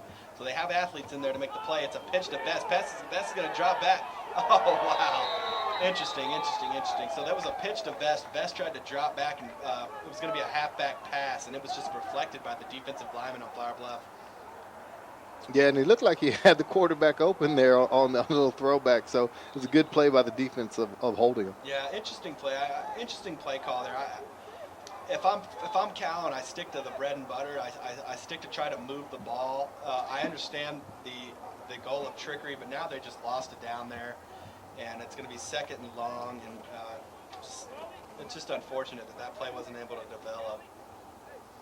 So Chambers is still in at quarterback, and same receivers are coming out. We got Weldon Dietz, number 3, out on the side. Number 1, Jesse Liao. He's a speedster, far out. Those short Jesse Liao out there. I can tell you if he gets the ball, he's a quick. Oh, wow, there he is running up the field. Looking. Up. Chambers is not able. Oh, he's able to avoid a sack. He's able to roll out to the right. He's going to have to make a play. And there he is, Jonathan Vest, number 4. Sitting down. That's a catch, sitting down. And that's great. That's just great heads up right there. Number 1, Jordan Chambers is able to continue the play going by avoiding the sack. And secondly, give the credit to Jonathan Vest there for just continue. What do you call that, Eric? When you've ran your route, but you want to just keep trying to just run up and down the side of the field, or just try to continue to stay open. We call that the scramble play, or you just scrambling. You want to keep yourself alive, is what coaches call it. And that's what he did. And there was a little bit of a low pass, and it was kind of interesting because Vest kind of slipped as well, but he was able to catch it, and it's going to be first down, Cal, and Chambers in at shotgun. He's going to drop back. He's going to look down the field. He has a man wide open. Oh, and he just can't get the throw off. He tried to quick fake throw, but hey, you know, he avoided a couple of tackles there, and he's able to gain about 3 yards. But he had number 2, Dos Deeds, wide open down there at the field. Did you see him down there? Yeah, I saw him. He had a little looked like they lined up wrong on the coverage and just blown coverage. He just couldn't get the ball to him on time. That's unfortunate. But going back to that last play, on the scramble rule, and usually they coach this the same way everywhere, is the man closest to the quarterback down the sideline takes off deep. The furthest man on the other side of the field always works back towards the quarterback and try to settle in the zone. So second down and about 7 or 8 yards for the Calallen Alumni offense. Jordan Chambliss is in at quarterback. Jordan Vest, number 4, in at slot. Dos Deeds back out at wide receiver. Michael Price in the backfield. Price is going to set back the block. Chambliss is going to try to find a guy. He breaks another tackle. Is able to find number 1, Jesse Leal. Little Jesse Leal. More credit there to Chambliss for evading the tackles and able to get a throw off, and that's another first down. Great catch by number 1, Jesse Leal there for the Calallen Alumni offense. So they're moving the ball with 6 minutes and 57 seconds left. 24-14 Flower Bluff. Calallen is doing all they can do to try to get in the end zone here. Yeah, good job by the quarterback putting it right on his numbers where it needed to be on that sideline throw. That wasn't an easy throw. So here we go. Let's go first down. They're moving the chains. Same playmakers are in there. They're going to probably come back out in that shotgun offense and try to throw the ball down the field. I wouldn't like seeing maybe like a running back wide out here, a little dump pass to Price, let him try to break a tackle and just see what he can do with the ball. You want to get it to your athletic playmakers, and unfortunately he hasn't been able to show what he's capable of doing tonight. Yeah, and a screen will get it. You let the defensive line rush in and get a screen and get him the ball in space. A little confusion there between Price and Chambliss, but there it is. They're going to hand it up right up the middle to Price, and Price breaks a couple of tackles, and they did a good job of gaining a couple extra yards there before he was brought down by the Flower Bluff defense.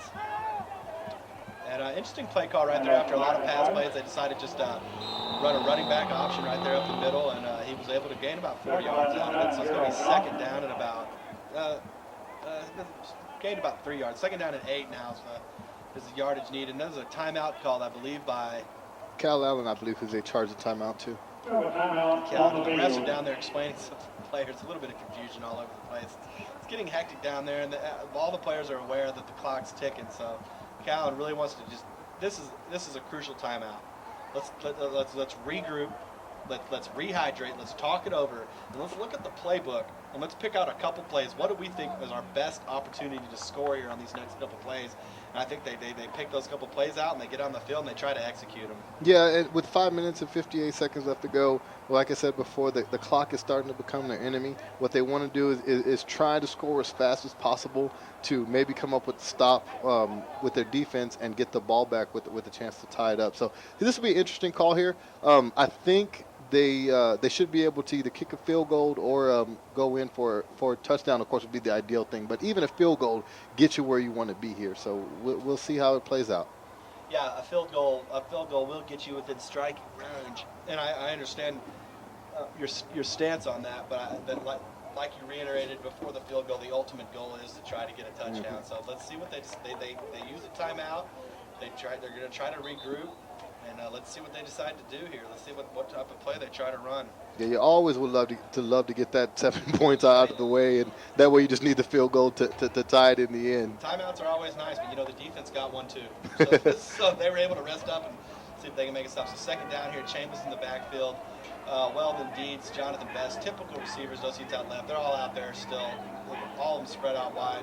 Oliver Price is in the running back position, spreads left and right. Oh, wow, this could be bad. Yeah, and he was out of the pocket, so it's not going to be intentional grounding. Yeah, good play, just throwing that ball away. Got to get rid of it. Boy, that was some speed right there by number 13 on the Flower Bluff defense. Wow, number 13, Miguel Aguilar. What a play. He was coming after Chambliss. Chambliss was not getting away from him. Yeah, he was moving there. Yeah, great play by Miguel Aguilar. Great pressure on Chambliss.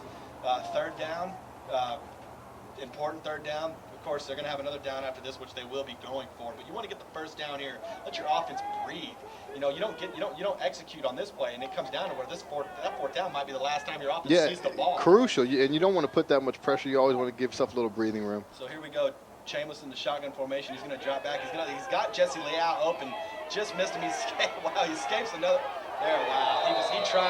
He tried all he could do to escape tackles there. Number 44, Greg Elizondo, with a big hit on Chambliss. There was some other guys dragging him down, but it was the power of number 44, Elizondo, that came in there and just got him. So Well, that's unfortunate for Cal, and that's going to be 4th and long, and they're not going to kick a field goal here. So this is the most important offensive play that Callen's run tonight, wouldn't you say? Yeah, I mean this is pretty much gonna sum it up. You got a little time left, but boy, it sure would be easier just to finish it off on this drive. Yeah. So we're about to see if they can make it on 4th and 14, and find out if we can continue this ball game, make it a little bit more exciting tonight. As commentators, we're not allowed to pick sides. We're not allowed to say who we think is going to win. Oh, we're allowed to say who we think is going to win. We're not allowed to say who we want to win. But I will say this.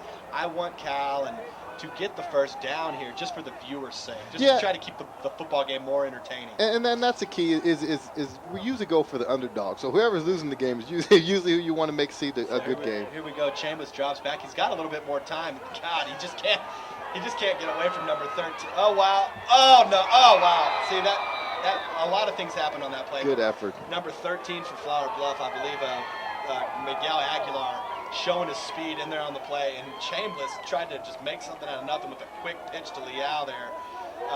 It's very fortunate that ball wasn't picked off. It hit the Flower Bluff guy right in the numbers. He just wasn't able to hold on to the ball. Yeah, and it looked like Chambers was going to be able to get to the outside there.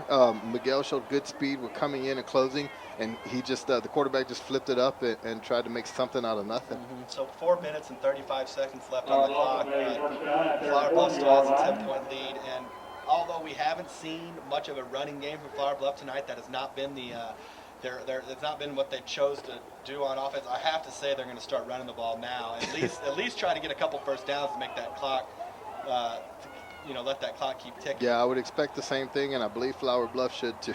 Yeah, and there we go. This is a running back to the fullback, right from gain about 1.5 yards. Didn't get much yardage there, but the clock is still running, and that's basically the goal.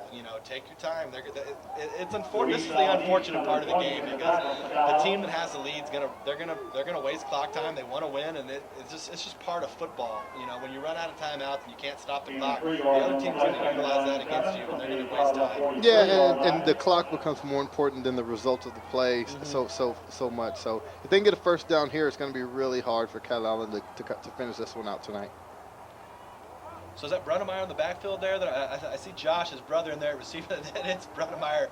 That is Brunnemeyer. They're going. Oh wow! They're trying to make a big play there, and Brunnemeyer just. Oh wow! Look at the speed of Brunnemeyer. Just dropped back, couldn't find a receiver. Was able to cut upfield. Earlier you made a Michael Vick reference, and that might be a little cliche to viewers and saying, well, how can you compare a quarterback on an alumni football game to an NFL quarterback right now that's leading the NFL in Pro Bowl? You got to understand, we're not comparing them. We're just comparing the style. He did what Eric was saying was what Michael Vick does is drops back, and when he can't find a guy, he uses his legs to get the yardage needed to make the play, and that's exactly what Brunnemeyer did right there. Did not find a receiver open, used his legs and his athletic ability to get the yardage needed, and hey, look, first down.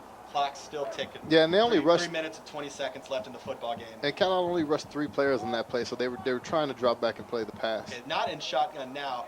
Brunnemeyer also not in at QB. Number 11, Dustin Bynum is in at QB. Probably just going to hand the ball off, and it is. No, Bynum just rolled out, fake handoff to Pierce, and the reason they had me faked on that is because number 6, Pierce, has been a great playmaker for Flower Bluff, so I could understand why they would feed him the ball. But a fake handoff to Pierce, and Bynum's able to roll out and get a few yards there. It's going to be second down about 5 yards for Flower Bluff as that clock is stopped with 3 minutes and 4 seconds left in the fourth quarter here, 24-14 Flower Bluff lead. Yeah, and if you're a Flower Bluff fan, he was carrying that football a little loose for my taste. He really was. You might want to hold on to the last thing you want is one of those cornerbacks or safeties to come up and poke that ball out, fumble Rooski, picked up and take it to the house by Cal, and then of course they're right back in it.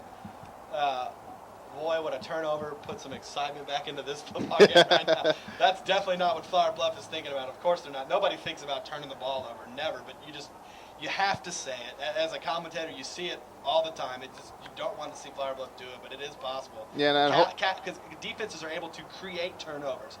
A lot of times when they create a turnover, it has nothing to do with what the offense did. It's just a defensive guy making a play, getting in there and stripping the ball out and creating something.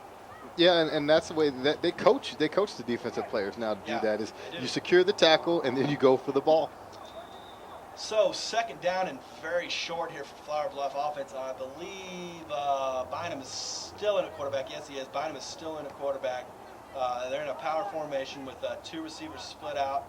And they are. They're going to hand it off right up the middle. And is that Pierce? Ooh, that's Pierce. Yeah, Pierce with an easy first down. And, man, you can see the frustration in the down. Slammed to the ground. Yeah, he was. And there was a little bit of jabbering there on the play. Who was that? Was that 44? 44 on the tackle. Mays on the tackle there with Cal. And took a little bit of his frustration out, I think, on that tackle, just slamming Pierce to the ground there. But, hey, there's nothing illegal about that. He just put a little extra in the hit. No, there's no rule that states how hard you can hit a player. So that clock is moving. We're down to 2 minutes and 45 seconds left. Flower Bluff in a very comfortable league and driving the ball.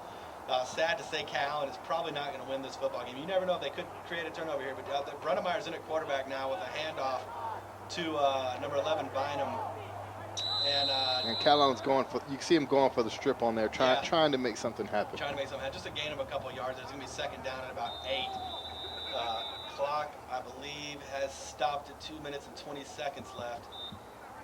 And very interesting play call there by Flower Bluff. I understood they read it, but they still had the receiver come out of the slot there to try to do some sort of a reverse there. What kind of play did they run? They didn't keep it basic. They could have just ran it right up the middle, something like that, but they chose not to. And that's kind of risky there. Sometimes when you run plays like that, you can create confusion between in the development of the backfield, and players can run into each other, or turnovers can be created. What kind of play was that they ran? And what I don't like about it is the quarterback has to turn his back to the defense, and you can't see what's going on, and you can cause a fumble on there. Looked like kind of an outside little sweep play, just using the slot back instead of the tailback to run it, try to throw off some confusion. But you know, when you do that, you really leave your quarterback vulnerable from turning his back to the defense to see what's going on. Yeah. So, like we said before the previous timeout, 2 minutes and 22 seconds left. Flower Bluff with a 10-point lead and driving. This game is coming to an end. You can see the Calallen defense is tired. Brunnemeyer's in there at quarterback. They do have some receivers split out. Maybe a fake handoff to try to get in the end zone one more time. I doubt it. And they did do that. And they're going to let Brunnemeyer just take it. If somebody didn't put a tackle, he cuts up the middle of the field. And the feet, he's just got amazing feet. The footwork, he's just very quick this late in the game. Taking this many steps, he's obviously still in shape because he's not showing any signs of deflation. Yeah, there's really no wear and tear on him. It seems like he's still fresh and playing the game at the same speed. So I'm impressed with his conditioning. He was able to fake that handoff, bounce out to the right side. Just anybody that was going to tackle him off the line was obviously burned by his speed. So it was still obviously he was running hard. Good tackle by that Calallen defense. Oh, they're bringing it back. They're bringing it back. I was not aware there was a penalty on the field. Looks like the 10-yard. No. Walk-off places the ball at the 38-yard line. 5-yard. No, 10-yard walk-off. Yeah, I guess it's been a holding penalty on Flower Bluff, which usually penalties will hurt you. Right now, it's not doing much. It is taking them farther away from the end zone. But that clock is ticking now that we're right under 2 minutes left. Now Bynum's in at quarterback. They're doing a good job of switching up quarterbacks. And then you see this formation a lot with the fake handoff, option run out to the right. Bynum tries to cut outside and then cuts back up the middle. A gain of about 3 or 4 yards there. Nothing crucial, but that clock is still running with 1 minute and 40 seconds left in the game. Yeah, and that's all that Flower Bluff is doing now is just running out the clock. They're not too important. They're not worried about the gains they're getting out of these yardage right now. They're just more worried about that clock. Number 5, Michael Price is checking back in defensive end. 4 yards on the play. You never know. Maybe just try to get back there, try to get a sack, try to strip the ball. Just try anything. You can basically, pull out all the stops here now with 1 minute and 15 seconds left in this football game. Flower Bluff is very conveniently taking their time in the huddle right now.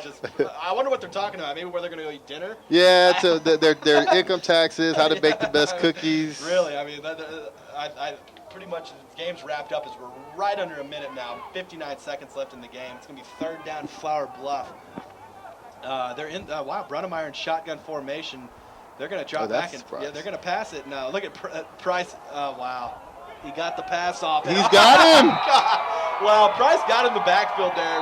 Brunnemeyer got the pass off. What a great pass. My view was distorted here in the booth. I did not see who caught the ball for Flower Bluff there. And,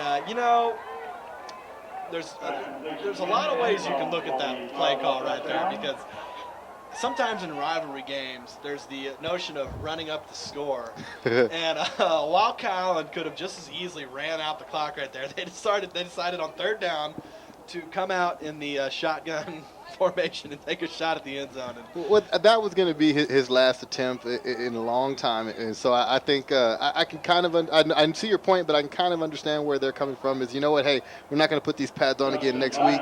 Let me get all the points I can. Yeah, and I believe that was Blake Pierce again. I believe was on it that number catch. 6, Blake Pierce? Wow, that's one of the combos we've been seeing tonight a lot. Is Joe Brunnemeyer to Blake Pierce. And Joe Brunnemeyer, if I'm going to give a MVP to this game or a player of the game, would you agree with me that it's got to be him? I would wholeheartedly agree with that.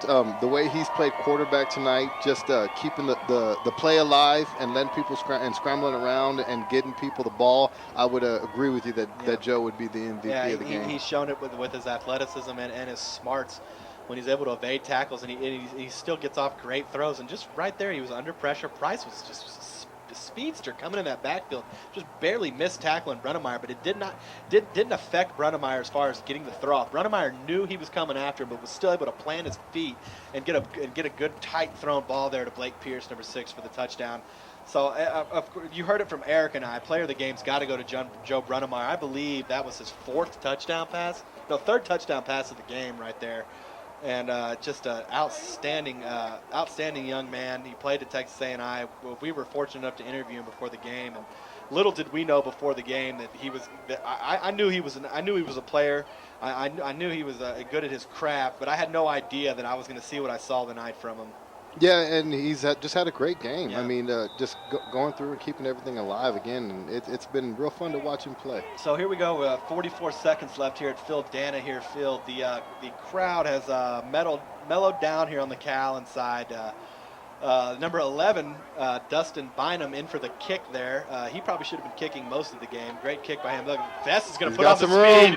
He did. He tried to put the speed. That's interesting right there, because those Flower Bluff guys are just kind of standing there like, is this over? Are y'all just going to kneel down? Are we going to call this a game? But no, Vest, I like it. Showing the hustle. You're not going to come back. You're not going to win this game. But, hey, there's 40 seconds left. This might be the last kickoff return I'm ever going to get to catch.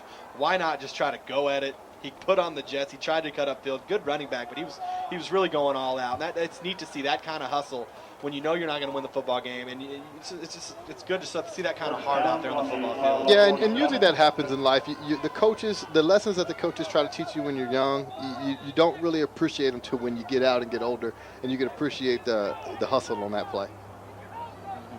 I see guys like Mike Price out on the sidelines now. You know, He's had a fair share. Like Chambers is going to fire over the middle there. Number 2, Dose Dietz should have had that. Wow, it hit his fingers. He should have caught it, but unfortunately he didn't. So 30 seconds left. You know, Callan's going to take shots at the end zone here. They're going to try to score. Why not? Last throws, last catches, last handoffs. All this is what it's all about now. You know, give me the rock, coach. Give me the rock, coach. Yeah, give it to me. I can score. So here we go now. Dose Dietz on the slide there. Oh wow, that's unfortunate. There's a bad hike there to Chambers. And yeah, he's just going to fall down, and the clock's going to tick away more than likely. They might try to get off another desperation play here just to try to get a touchdown or try to get one last score, just so one of these alumni players can just feel that glory one last time. But no, I believe as the clock gets down to 10 seconds and players start to shake hands, it's going to be a Flower Bluff victory, and 31-14, not a blowout, but they controlled the game. Yeah, and the score is a little bit deceptive, too. Looked a lot closer game. It was a lot closer. Flower Bluff scored. Calallen came back in the second quarter, did what they had to do to make it a ball game, but the majority of the second half, the Flower Bluff team, the speed on offense, it was just too much for that Calallen defense. And another thing Flower Bluff did was they kept Jordan Chambliss and that Calallen offense off the field.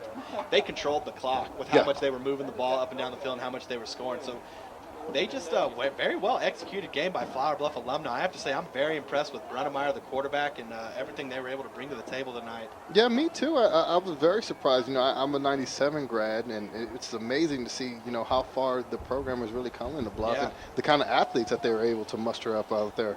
So we're going to wrap it up here. Once again, we want to thank TSRN Sports for our broadcast tonight. They were responsible for the streaming over the internet. So those of you that tuned in over the internet, Eric and I want to thank you for tuning in to the game.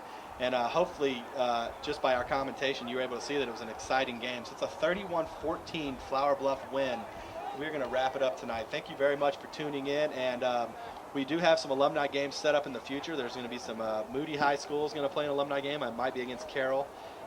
Regardless of the situation, Carroll's going to have their annual Carroll and Carroll alumni game, which Eric might be playing in. He might not. I don't know.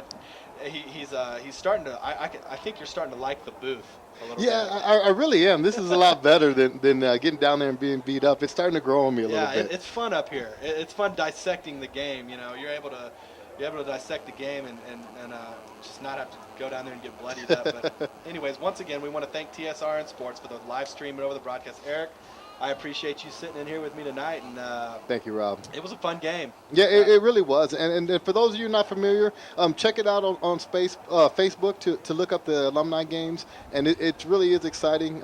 We usually have the cheerleaders even come back and things like that. So come support it for a good cause, a scholarship fund, and come check us out. Yeah, quickly, I'm glad you brought that up. All proceeds from these games, they're not just pocketed by the people that put them together. They form scholarships for students in the CCISD.